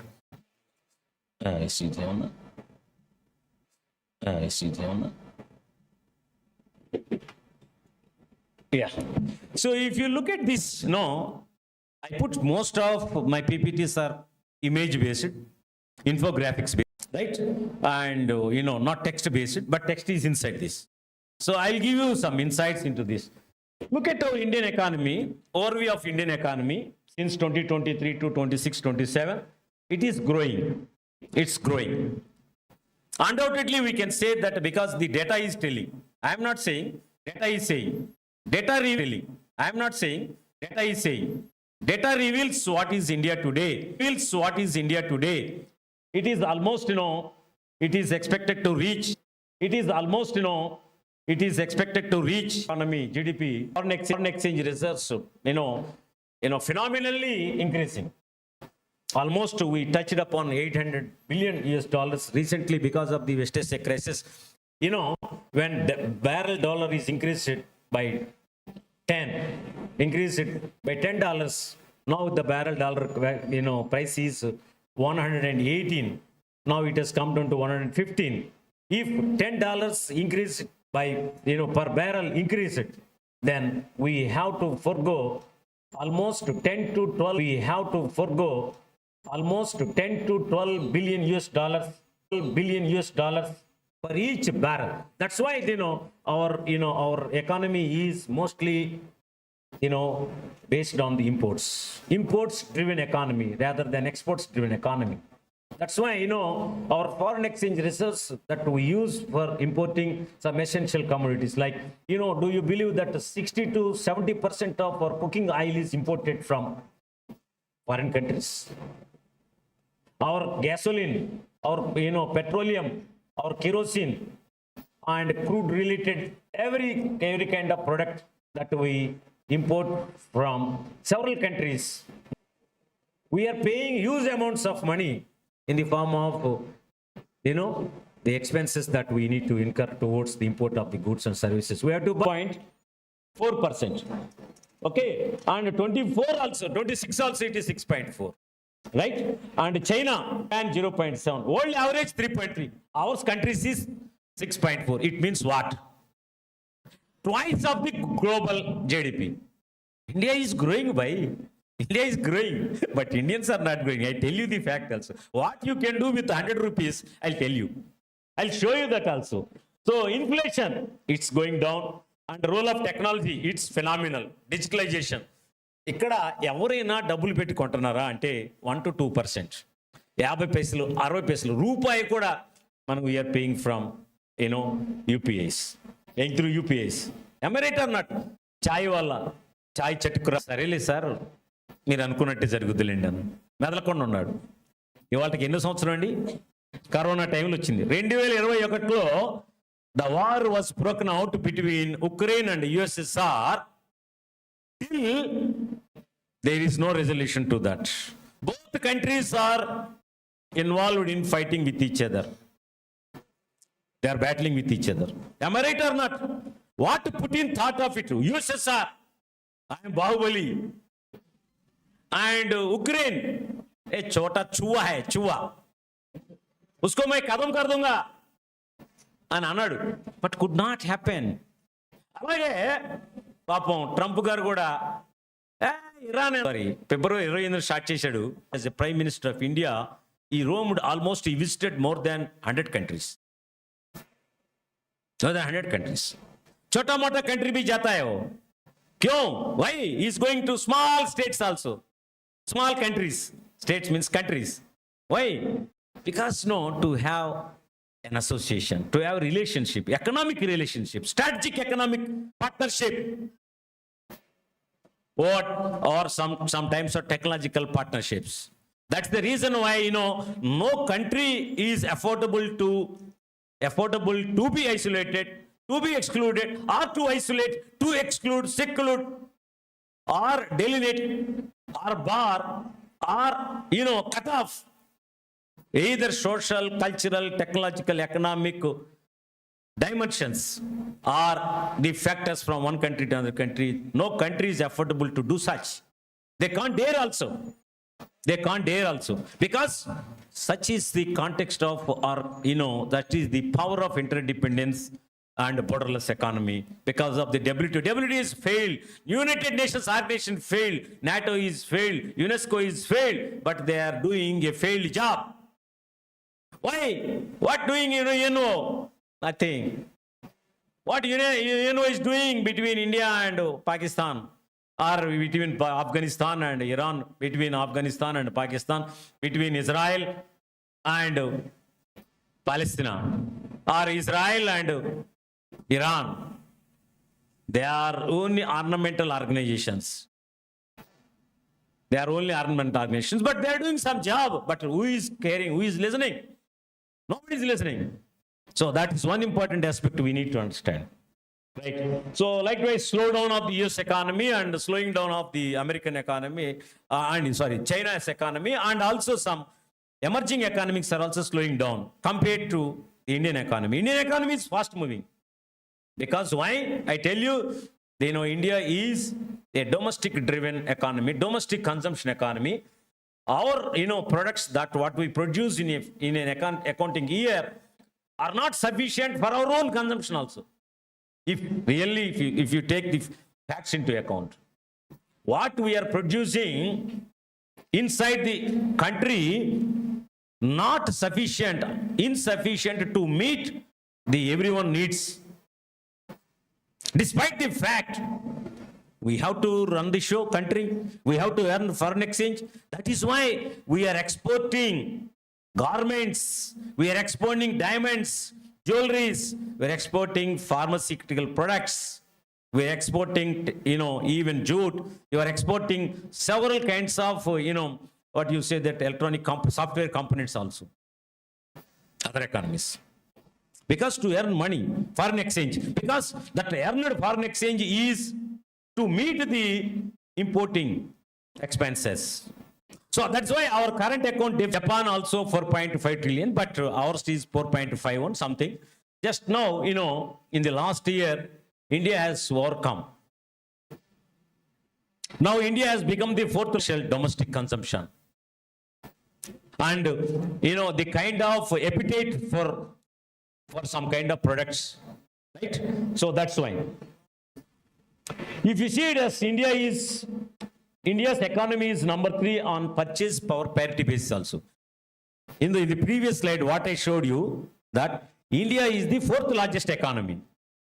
After US, China, Germany, 2024 and financial year, India was the 5th largest economy. Now India has become 4th largest economy in the year 2025.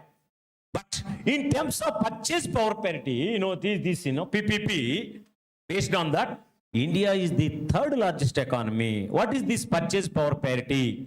Purchase power parity is nothing but, I'll tell you that also. Purchase power parity is how your income, how your financial sources, or how your currency is parried, means equated with other countries' currencies. So in terms of that, India is the 3rd largest economy. If you see that per capita income, India's per capita income is increased from 2015 to 2025, 2878.453 US dollars. అంటే మన ఇండియాలో 150 కోట్ల మంది జనాలు ఉన్నారండి. 150 కోట్ల మంది జనాలు ఒక్కొక్కళ్ళ తలసరి ఆదాయం వచ్చేసి పర్ క్యాపిటల్ ఇన్కమ్ వచ్చేసి 2878.45 ఇంటూ ఇవాళ రోజున US డాలర్ వచ్చేసి 94 రూపాయలు 80 పైసలు, 94 రూపీస్ వేసుకోండి, right? That means how much it is going almost more than 2,05,000 or 2,10,000 rupees. Every talakai, every per head, our income is 2 lakh rupees. 2 lakh rupees. So, దాని ప్రకారంగా చూసుకుంటే, India's nominal GDP That is almost, per capita 2026 is projected to be 3.051. ఇక్కడ మీరు చూస్తే 2025 వరకు 2878 ఉంది. అంటే 2878.45 US dollars. ఒక US డాలర్ వచ్చేసి 94 రూపీస్ యాజ్ ఆఫ్ నౌ. జనరల్గా we take it for last 2 to 3 months our rupee is depreciated. Our the United States currency dollar is appreciated, if you see that. And purchase power parity figure is also expected to reach around $10,455 to $12,964 by end of 2026, right? And ikkada meer chuste, if you see that India is already heading to be the fourth largest economy. It is there, and but in terms of India's nominal per capita rank is expected to be around 136. అంటే 180-190 దేశాలు ఉన్నాయి. 185 or 190 countries కొత్త పుట్టుకొచ్చేస్తున్నాయి. But UN data ప్రకారం almost 200 countries ఉన్నాయి. 200 కంట్రీస్లో చూస్తే India's per capita rank ఎంత తెలుసమ్మా? 136 నుంచి 148 మధ్యలో ఉంది. అంటే 136 దేశాల తర్వాత మన పర్ క్యాపిటల్ ఇన్కమ్ ఉంది. ఇండియా ఏమో 4th largest economy in the world, 3rd largest economy in the world in terms of it purchase power parity. But per capital income లోకి వచ్చేసి తలకి ఇండియా నికర తలసరి ఆదాయం, నీ తల మీద ఆదాయం, నీకు వచ్చేటటువంటి ఆదాయం చూస్తే ఎక్కడుందా ఆ దేశం? 136వ స్థానంలో ఉంది. నీకంటే 136 దేశాలు ముందున్నాయి. అందులో శ్రీలంక, బంగ్లాదేశ్ కూడా ఉంది. నా ఆవిడ చా అంటున్నాడు. మరి ఏం చేస్తాం? మరి మనం ఏం సంతృప్తి పడాలా? ఇవాళ న్యూస్ పేపర్లో వచ్చింది, పెంబసాని గారు చెప్తున్నారు, మినిస్టర్ ఆఫ్ ఆయన పోస్టల్స్ అండ్ ఇన్ఫర్మేషన్.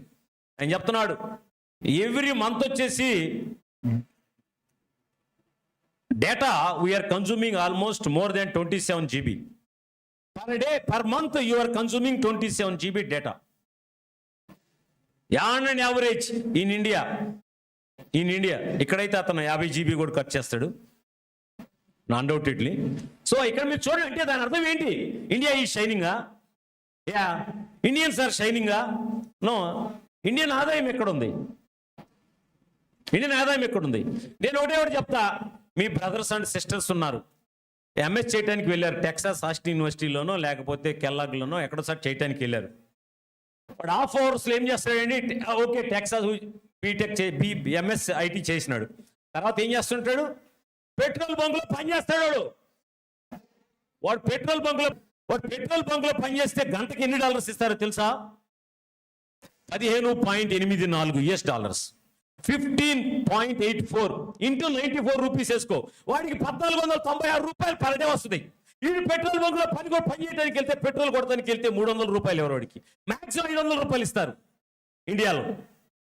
ఇండియాలో పెట్రోల్ బంకులో ఆడవాళ్ళు కానీ మగవాళ్ళు కానీ పాపం పని చేస్తే రోజంతా వాడికి ఇచ్చేది 300 రూపాయలు, 10,000 రూపాయలు పర్ మంత్, లేదంటే 12,000 రూపీస్, లేదంటే 15,000 రూపీస్. అదే యుఎస్లో ఒక గంట పెట్రోల్ బంకులో పనిచేస్తే as a petrol fuel assistant అంటారు అండి, లేకపోతే పెట్రోల్ ఫ్యూయల్ అటెండర్ అంటారు. వాడి పోస్ట్ అది. 15.84 డాలర్ నుంచి 20. Branded clothes, branded products, brand conscious is increased. We are all buying smartphones from other economies only.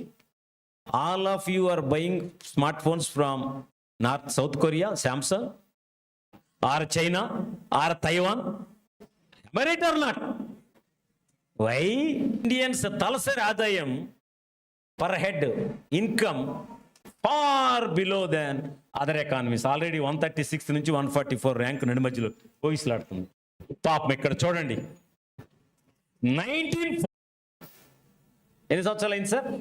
అయ్యో 60, 80 సంవత్సరాల 80 సంవత్సరాల కాలంలో మహానుభావులు ప్రధానమంత్రులుగా పనిచేసినటువంటి ఉద్దండులు వాళ్ళ యొక్క డెసిషన్స్ వల్ల, అది ట్రేడ్ డెసిషన్ కావచ్చు, మానిటరీ పాలసీస్ కావచ్చు, ఎకనామిక్ పాలసీస్ కావచ్చు, మరి ఏ విధమైనటువంటి పాలసీస్ వాళ్ళు ఏ బేస్డ్ డెసిషన్స్ చేశారో మనకైతే తెలియదు, కానీ వాళ్ళు అక్కడ చెప్తారు నాకు అర్ధరాత్రి అంతరాత్మ పలకరిస్తుందని, ఒకటి చెప్తాడు నాకు కనపడుతుందని. ఏం కనపడుతుంది ఎవరో తెలియదు. మీరు చూడండి, మరి ఈ రోజున మోడీ గారు ఇది $81, ఇది ఎప్పుడుదండి 2025. ఇవాళ రోజున $94 ఇస్తేనే $1 వచ్చే పరిస్థితి వచ్చింది. ఎన్నిసార్లు కరెంట్ పోతుంది, ఎన్నిసార్లు నీకు ఇంటర్నెట్ పోతుంది, డిస్రప్షన్స్ ఎన్ని కాళ్ళు మిస్డ్ కాల్స్ వెళ్ళిపోతున్నాయి, కాల్లాస్ వెళ్తుంది. నీకు ఎంత మెడికల్ ఫెసిలిటీస్ వచ్చినవి, నువ్వు గవర్నమెంట్ హాస్పిటల్కి వెళ్తే గంటనే నీకు చూస్తారా? ఎక్కడ ఇండియా డెవలప్? ఎవడో చెప్తాడు మైక్ వేసుకుని వచ్చి, నీ ఇంటి ముందుకు వచ్చా, నీ వీధిలోకి వచ్చా, నీకు కావాల్సిన విధంగా, నీకు నచ్చిన విధంగా, నువ్వు మెచ్చిన విధంగా, నీకు ఏ రంగు కావాలంటే ఆ రంగు సోఫా సెట్ రిపేర్ చేస్తా, మీ మిక్సీ రిపేర్ చేస్తా. పాపం వాడు మైకర్ పెట్టుకుంటాడా లేదా అంటాడా? నీ కథ అంతా నాకు తెలుసురా, నీ డేటా అంతా నా దగ్గర ఉంది, వాడి విషయం అంతా నా దగ్గర. Insight, that knowledge, that skill set, that competencies, that capabilities are literally missed. Yes, everybody says that ఆ డేటా అంతా నా దగ్గర ఉంది, ఏం బిగుతావు, ఏమి చేయలేవు. ఎందుకో నీకు ఏం చేయాలో తెలియదు. అతోటి డేటా అందరి దగ్గర ఉంటుంది. ఆ డేటా మొత్తం నీ దగ్గర ఉంది కదా. వాడు ఎన్ని గంటలు లెగుతాడు, ఎన్ని గంటలు పోతాడు, గర్ల్ ఫ్రెండ్ ఎంతసేపు మాట్లాడాడు, లేకపోతే ఎవరు ఎంతమంది, లేకపోతే ఏం చేస్తున్నాడు, మార్కులు డేటా నీ దగ్గర ఉంది కదా, అవునా కాదా? Every competitor has data about every competitor in terms of marketing intelligence, business intelligence, marketing information systems, right? Because they conduct SWOT analysis, special analysis, everything. They gather data. But why they could not succeed? Because they don't know. అవకాశం వస్తే America వెళ్ళిపోతుందా? వెళ్తావా? వెళ్ళిపోతావు. ఇండియాలో ఉంటావా? ఇండియాలో వెళ్ళిపోతావు. ఇండియాలో ఉంటావా? ఇండియాలో ఉండడానికి ఎవరు ఇష్టపడరు.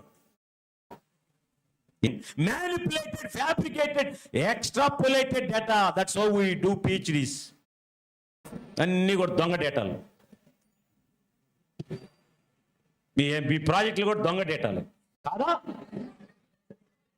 నిన్న నా దగ్గరికి వచ్చారు, సార్ సంతకం చేయాలి సార్, చూస్తానన్నారు. ఏమ్మా అక్కడ పిహెచ్డీలే దొంగ పిహెచ్డీలు, అది డీన్లు బోలు లేకుండా సంతకం పెట్టడమే తెలుసు. అలాగే ప్రధాని నరేంద్ర మోడీకి కూడా తెలుసు, చంద్రబాబు కూడా తెలుసు, ఇది ఒక అభూత కల్పన. Very good. మీకు కావాలంటే స్నాక్స్ తీసుకోండి, no problem.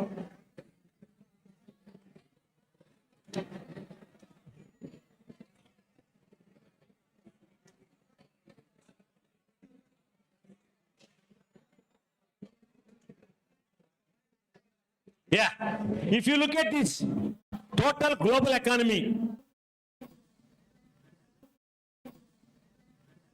1 billion is equal to how many crores?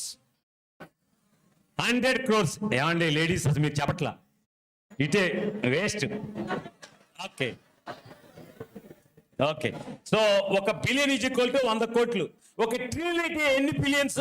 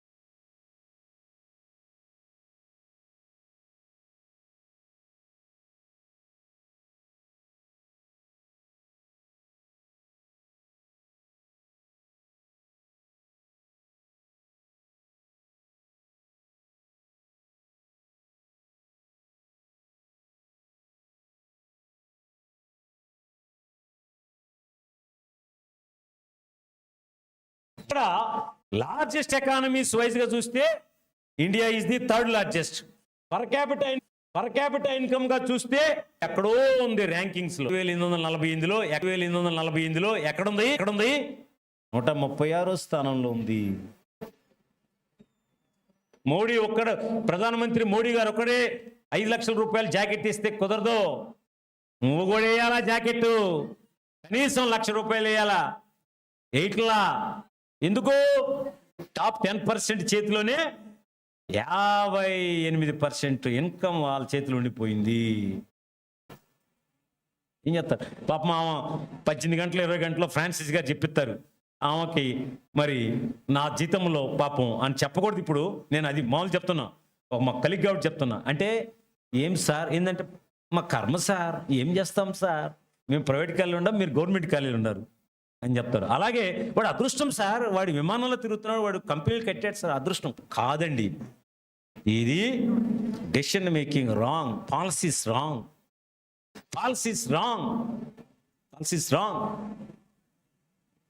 ఎందుకంటే వాళ్ళకి డేటా ఓరియంటెడ్గా డెసిషన్ మేకింగ్ చేయట్లేదు.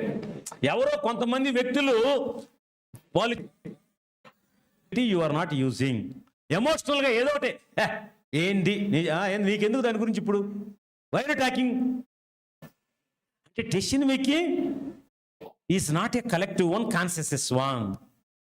ఇక్కడ కూడా, ఇక్కడే కాదు ఎక్కడైనా కానీ అంతే. ఇది ఇంతేరా బుజ్జి, ఇది మారదురా, ఇది మారదు. అయ్యా ఇప్పుడు ఇండియా వర్సెస్ చైనా, మీకేమన్నా స్నాక్స్ లంచ్ బ్రేకా? ఇంకో సెషన్ లేదు కదా? ఉందా? రేపు పెట్టండి, ఆన్లైన్లో పెట్టండి. ఓకే చూడండి, India versus China $2813 US. India 20-30-80 $2380 per capital. వాడు సంవత్సరానికి $12,813 సంపాదిస్తే మనం సంవత్సరానికి $2380 సంపాదిస్తున్నాం. ద గ్లోబల్ ఎకానమీ ఇన్ 2050 మన వాళ్ళు చెప్తుంటారు వికసిత్ భారత్. పాపం దాని మీద గవర్నమెంట్ ఆఫ్ ఇండియా ఈ GST రివిజన్ మీద అండ్ వికసిత్ భారత్ మీద ఇప్పటివరకు ఎన్ని కోట్లు ఖర్చు పెట్టిందో మీకు తెలిసే ఎవరికన్నా? ఎనీ వైల్డ్ గెస్ ఎంత అన్నాడు? ఏదో నీ ఇష్టం చెప్పలేవా, నిన్నేం జైలు పంపించము.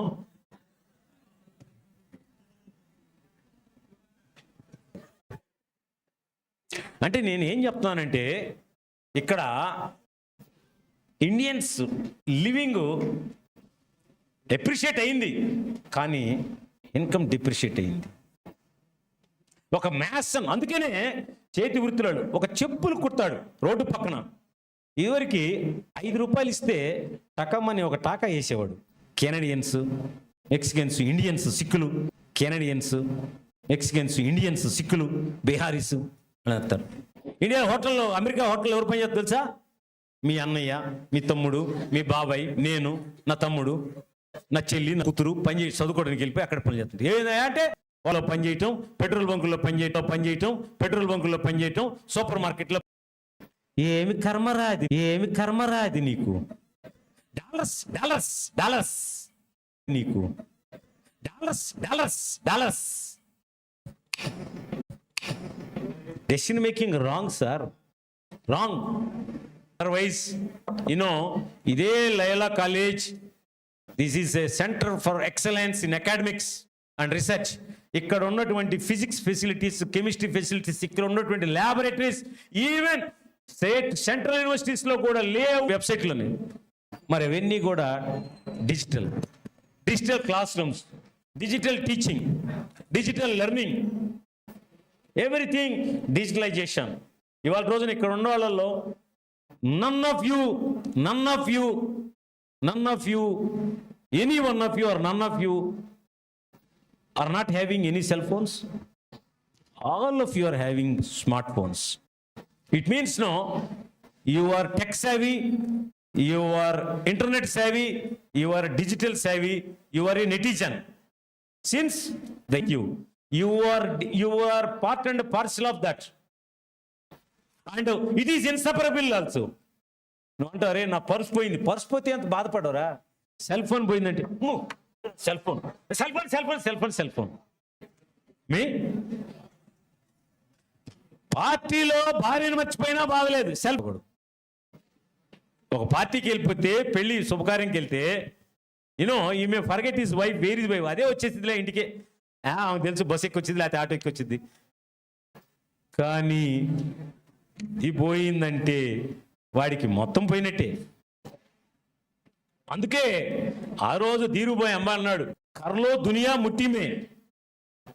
అంటే ఈ ప్రపంచం అంతా నీ ముట్టిలో ఉంది, గుప్పెట్లో ఉంది. ఆ గుప్పెటే జియో డిజిటల్ టెక్నాలజీ.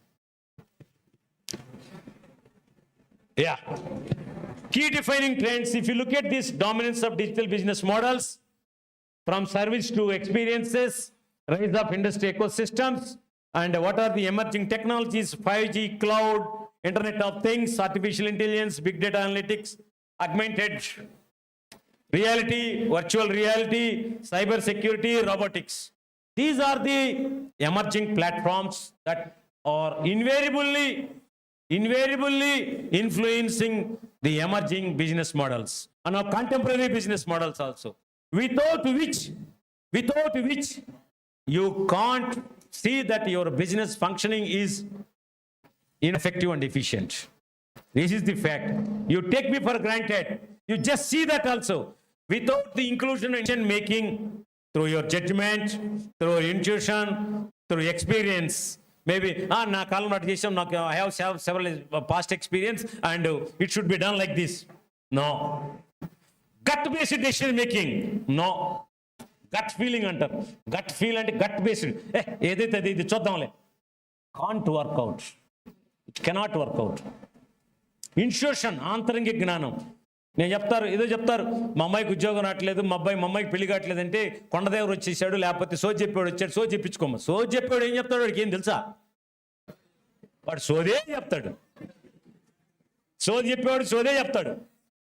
దీని పెళ్ళి ఎందుకు కావట్లేదు, ఉద్యోగం ఎందుకు రావట్లేదు, కష్టపడట్లేదు, లేకపోతే అవన్నీ చోట్ల అమ్మా ఆ మూల నుంచి వస్తాడమ్మా రాజకుమారుడు, అమ్మా ఈసారి మీ పంటలు పండుతాయమ్మా, సిద్ధాంతి చెప్పాడమ్మా, లేకపోతే గ్రహాలు అక్కడ పడుతున్నాయమ్మా, వాడు చెప్తున్నాడు. నోట్రాడమస్, ఇంకొక ఆమె ఎవరు, ఒక ఆమె ఉంది, ఒక ముసలమ్మ, ఆమె ఏదో చెప్తుందని పంచాంగాలు చెప్తున్నది. ఇవన్నీ ఏం కాదండి.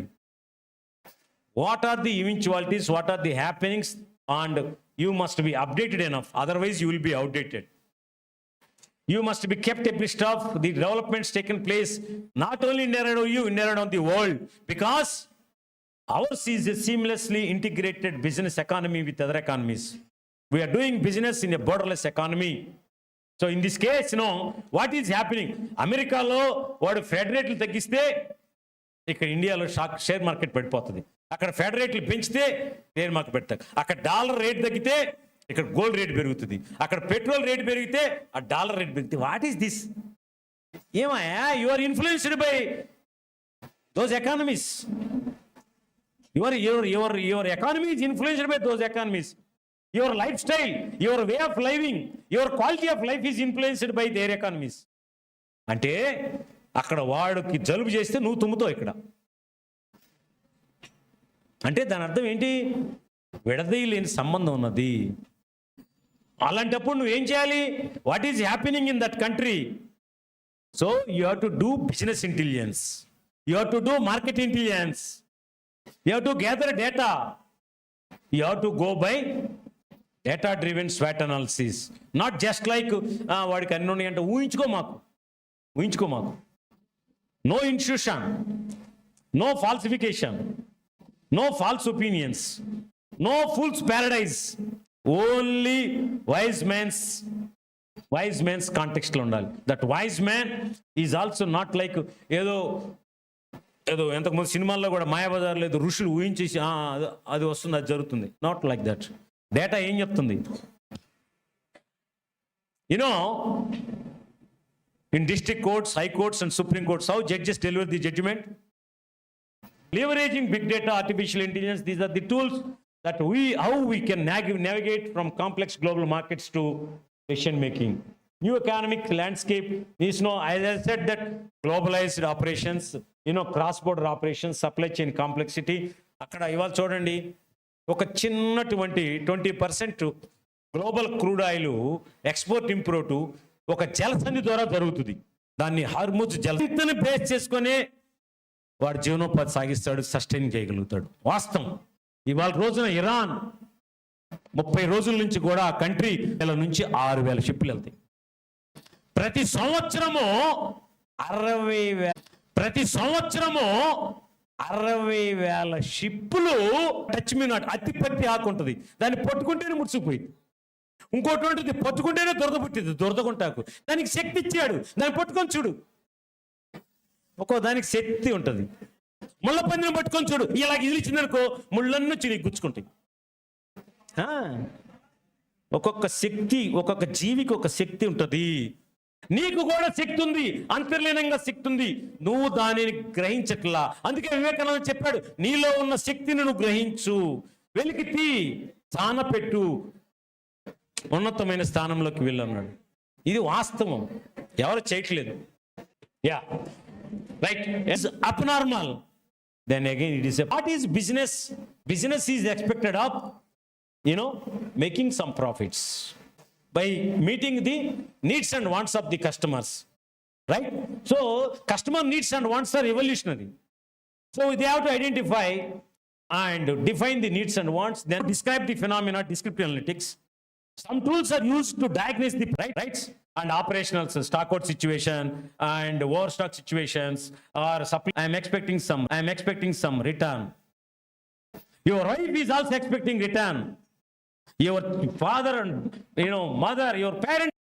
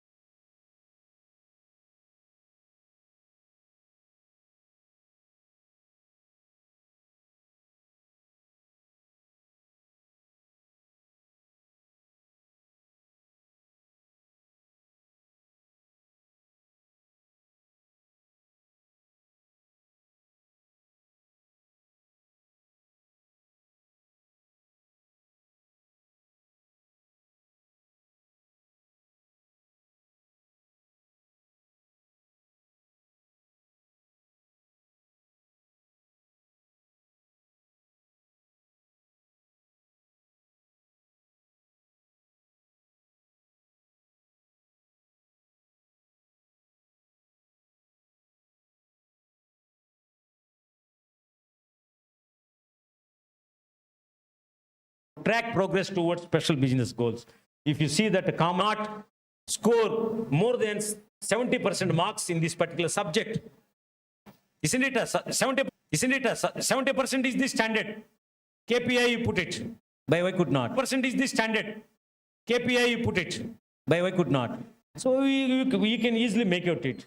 So that's what, where we use business analytics, this is what.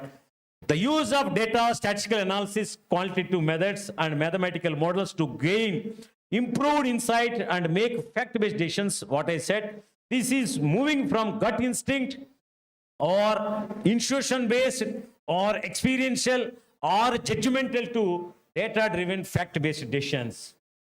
The role of business analytics or data analytics in managerial decision making. It is used main source of information for monitoring ongoing business performance and systematic view of firm activities and identifying new perspectives and insights. So types of analytics, as I said, descriptive analytics, this is what happened. What happened if you don't know?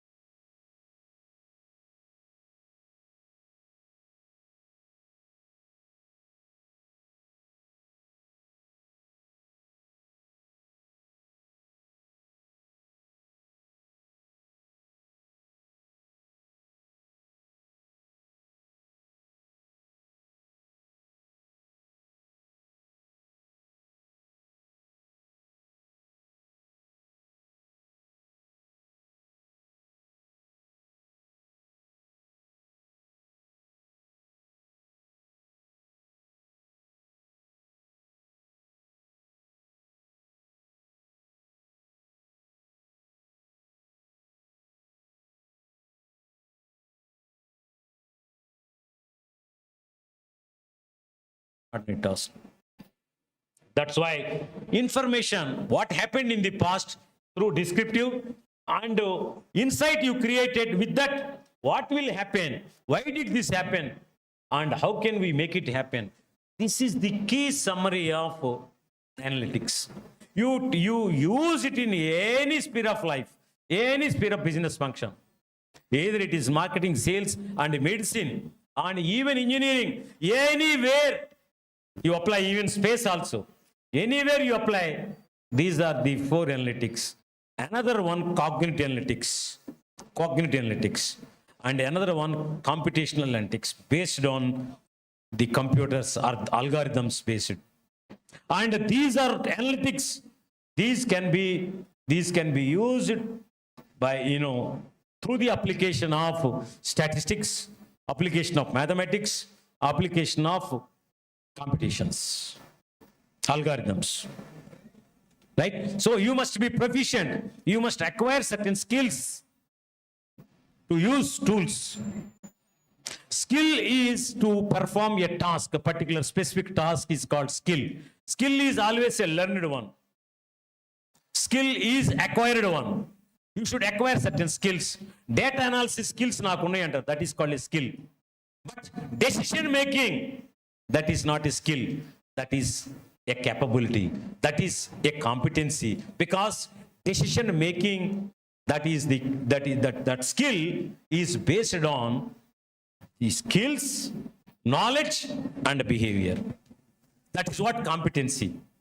People used to tell that you should have skills and competencies. Skill is part of competency. Competency is the combination of what are the skills that you have to perform these tasks, and what is the knowledge you have about this task, and what is your behavioral attitudes toward this task, whether to perform or not, whether you can or not. And that's why most important aspect is such. Okay, so this is what, when difficulty is increased, the business, you want to increase the business value in the organization, so you have to use the analytics, descriptive analytics, diagnostic analytics, prescriptive, predictive. Without this analytics, you can't go for diagnosis. Without diagnostics and descriptive analytics, you can't make it predictive analytics. You can't forecast, you can't predict, you can't expect. You can't expect what would happen.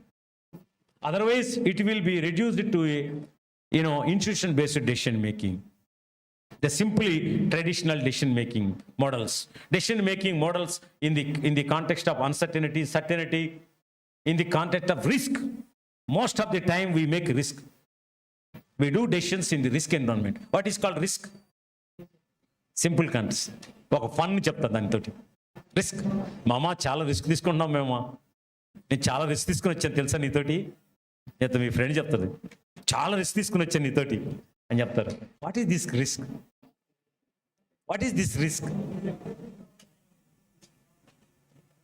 Risk చాలాసార్లు చెప్తారు కదా, చాలా risk తీసుకున్నాం, చాలా risk ఉంది దీంట్లో అని చెప్తారు. ఆ అక్రోబాట్స్ చేస్తున్నాం, దాంట్లో చాలా రిస్క్ ఉంది అని చెప్తారు. What this this risk? Maybe. So that is what you are going to incur loss in terms of business or in terms of our everyday life. Risk తీసుకున్నాం అంటే లైఫ్ థ్రెటనింగ్ ఉంది, life చనిపోవటం, even detrimental to your life.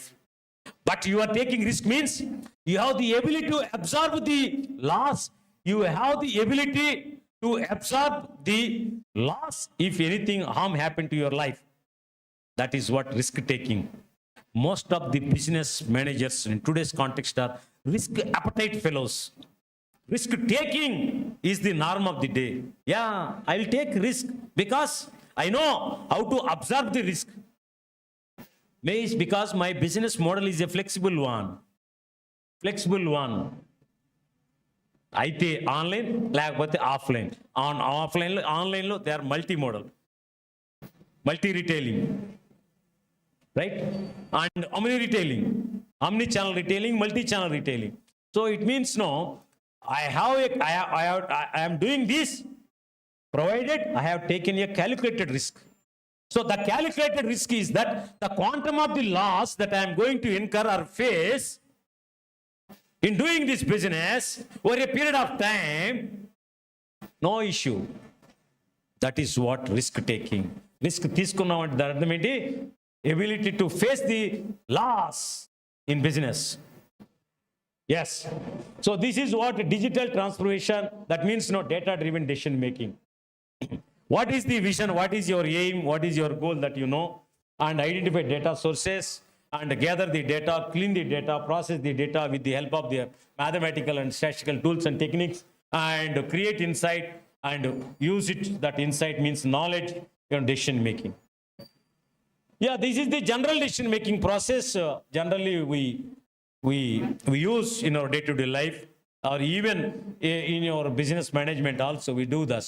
This is the traditional decision making. Of course, it's a generic, but when you look at this process of data-driven decision making, you should determine the business needs. And I said you have to set up your KPIs, target the data, and process that make actionable insights. Yeah, types of data that I already told you. And this is the summary of the types of business analytics methods. మీరు అనొచ్చు, sir ఇందాక అనవసరంగా నువ్వు మా time అంతా waste చేసావు sir.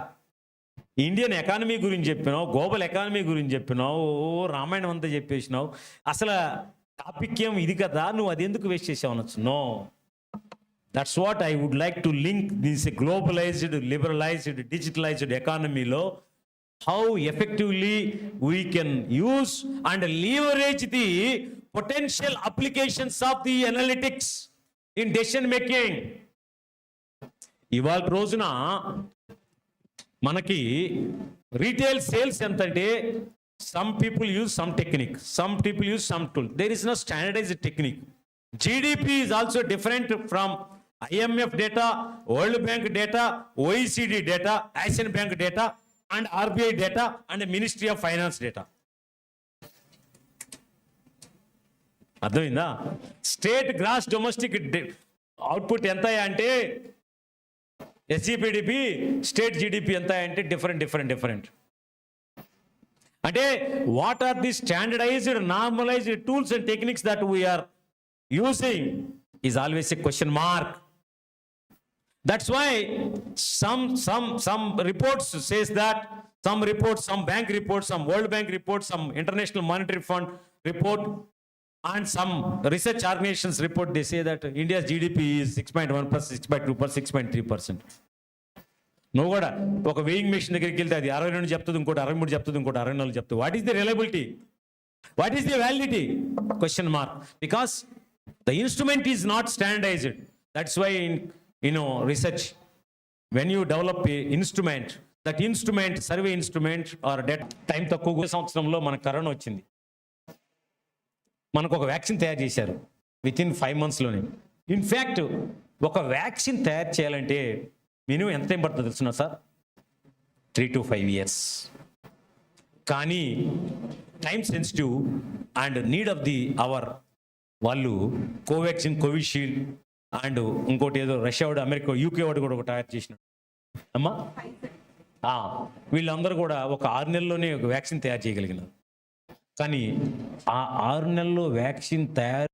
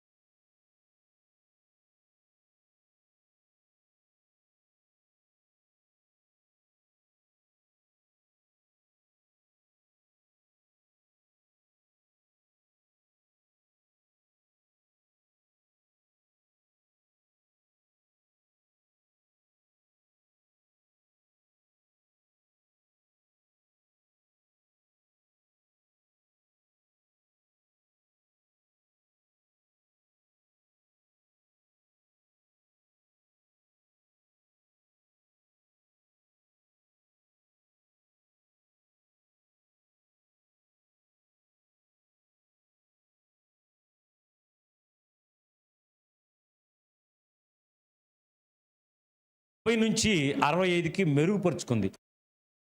మనకంటే ముందు చాలా దేశాలు, సంతోషకరమైన దేశాలు ఉన్నాయి. Bhutan, for example, Bhutan is the happiest country in Asia. It's a top ranked. Bhutan ఒక చిన్న దేశం. ఏమండి, ఒక మనిషి సంతోషంగా ఉండటానికి ఆస్తి కావాలి, ఇన్కమ్ కావాలి అనే కదా నువ్వు అంటుంది? కాదు. నీకు దేవుడు ప్రత్యక్షమయ్యి ఆనందం కావాలా, సంతోషం కావాలంటే నువ్వు ఏం కోరుకుంటావు? దేవుడు ఇప్పుడు ప్రత్యక్షమయ్యి నీకు సంతోషం కావాలా, ఆనందం కావాలా, ఏం కావాలంటే నువ్వేం కోరుకుంటావు?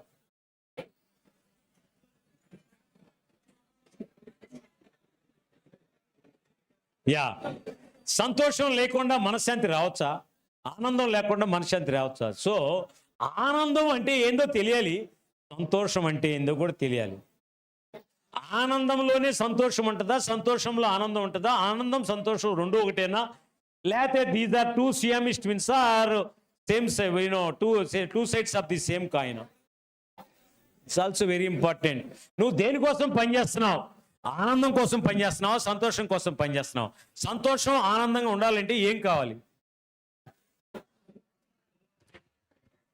జనరల్గా ఒక చెట్టు కొమ్మ మీద ఒక పక్షి ఉంది.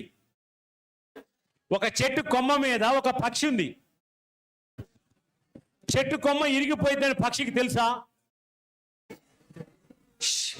1 minute, I will call up, don't worry. ఒక చెట్టు కొమ్మ మీద పక్షి ఉంది. ఎలాగ perching on the branch of tree. ఆ కొమ్మ ఇరిగిపోతుంది అని ఆ పక్షికి ఏమన్నా తెలుసా? ఒకవేళ ఇరిగిపోతే తనేం చేయాలో కూడా తనకి తెలుసా? ఒకవేళ నీలాంటి తుంటరి వాడు వచ్చి, టెంపరీ వాడు వచ్చి హాయ్ అని అంటే అది ఏం చేస్తుంది? ఎగిరిపోతుంది. అంటే ఏంటి? తన రెక్కల మీద దానికి నమ్మకం ఉన్నది, తన శక్తి సామర్థ్యాల మీద నమ్మకం ఉన్నది. తను కూర్చున్న కొమ్మని నమ్ముకోలా, ఆ కొమ్మ ఉంటుందా, కొమ్మ పోతుందా అని నమ్ముకోలా, ఆ కొమ్మ విరుగుతుందా, విరగదా అని నమ్ముకోలా. ఆ కొమ్మ విరిగితే ఎంత, విరగకపోతే ఎంత, ఉంటే ఎంత, ఊడితే ఎంత, నాకు నా శక్తి సామర్థ్యాలు ఉన్నవి. బాహుబలి. సో నువ్వు కూడా నీ శక్తి సామర్థ్యాలను నమ్ముకో, నీ డేటాను నమ్ముకో. మన 2024 ఎలక్షన్లో చాలా సర్వేస్ చెప్పినాయి, కానీ కేకే సర్వే వాడు బ్యాలెట్ బాక్స్లో ఎవరు ఎలా వేశారో చూసినట్టే కూటమి గవర్నమెంట్కి 165 వస్తాయి, వైసీపీకి 10 నుంచి 14 వస్తాయి అన్నాడు. వాడు చెప్పినట్టే జరిగింది. ఒరే నువ్వు అన్నట్టే జరిగిందిరా, నీ నోరు ఏమిరా నోరు అని అంటుంటారు కొంతమంది. This is what data. మరి అలాంటి డేటాని అతను ఢిల్లీలో ప్రిడిక్ట్ చేశాడు, ఫెయిల్ అయ్యాడు. బీహార్లో కూడా ప్రిడిక్ట్ చేశాడు, ఫెయిల్ అయ్యాడు. అయిందా? So data based decision making is mainly on how the data is collected, what data is collected, what is the quality of the data, what is the trust of the data, reliability of the data, how the data is reliable one. Based on that only your decision making is yes. That's why data quality is very important. Data integrity is very important, right? And data virtue is very important. Data velocity is very important, so that you can create value out of the data. That's why most of the time, we make decisions based on the data. Our decisions go wrong just because the data is not quality one. Data is not quality one. Thank you.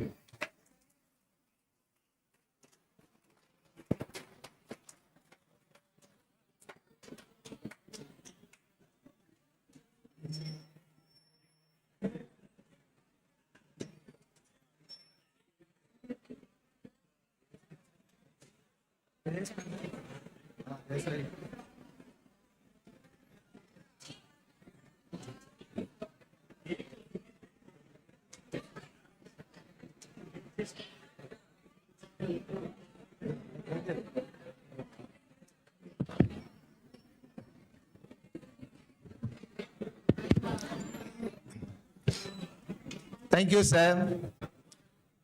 We all agree to make correct decisions and successful decisions. Analytical based decision makings are important. I hope all of you have enjoyed Professor Jaishankar Prasad sir lecture. I ask every one of you to give applause to his lecture.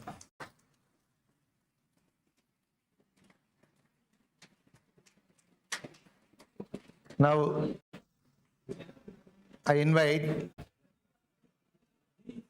Nisha Madam to propose vote of thanks for this session.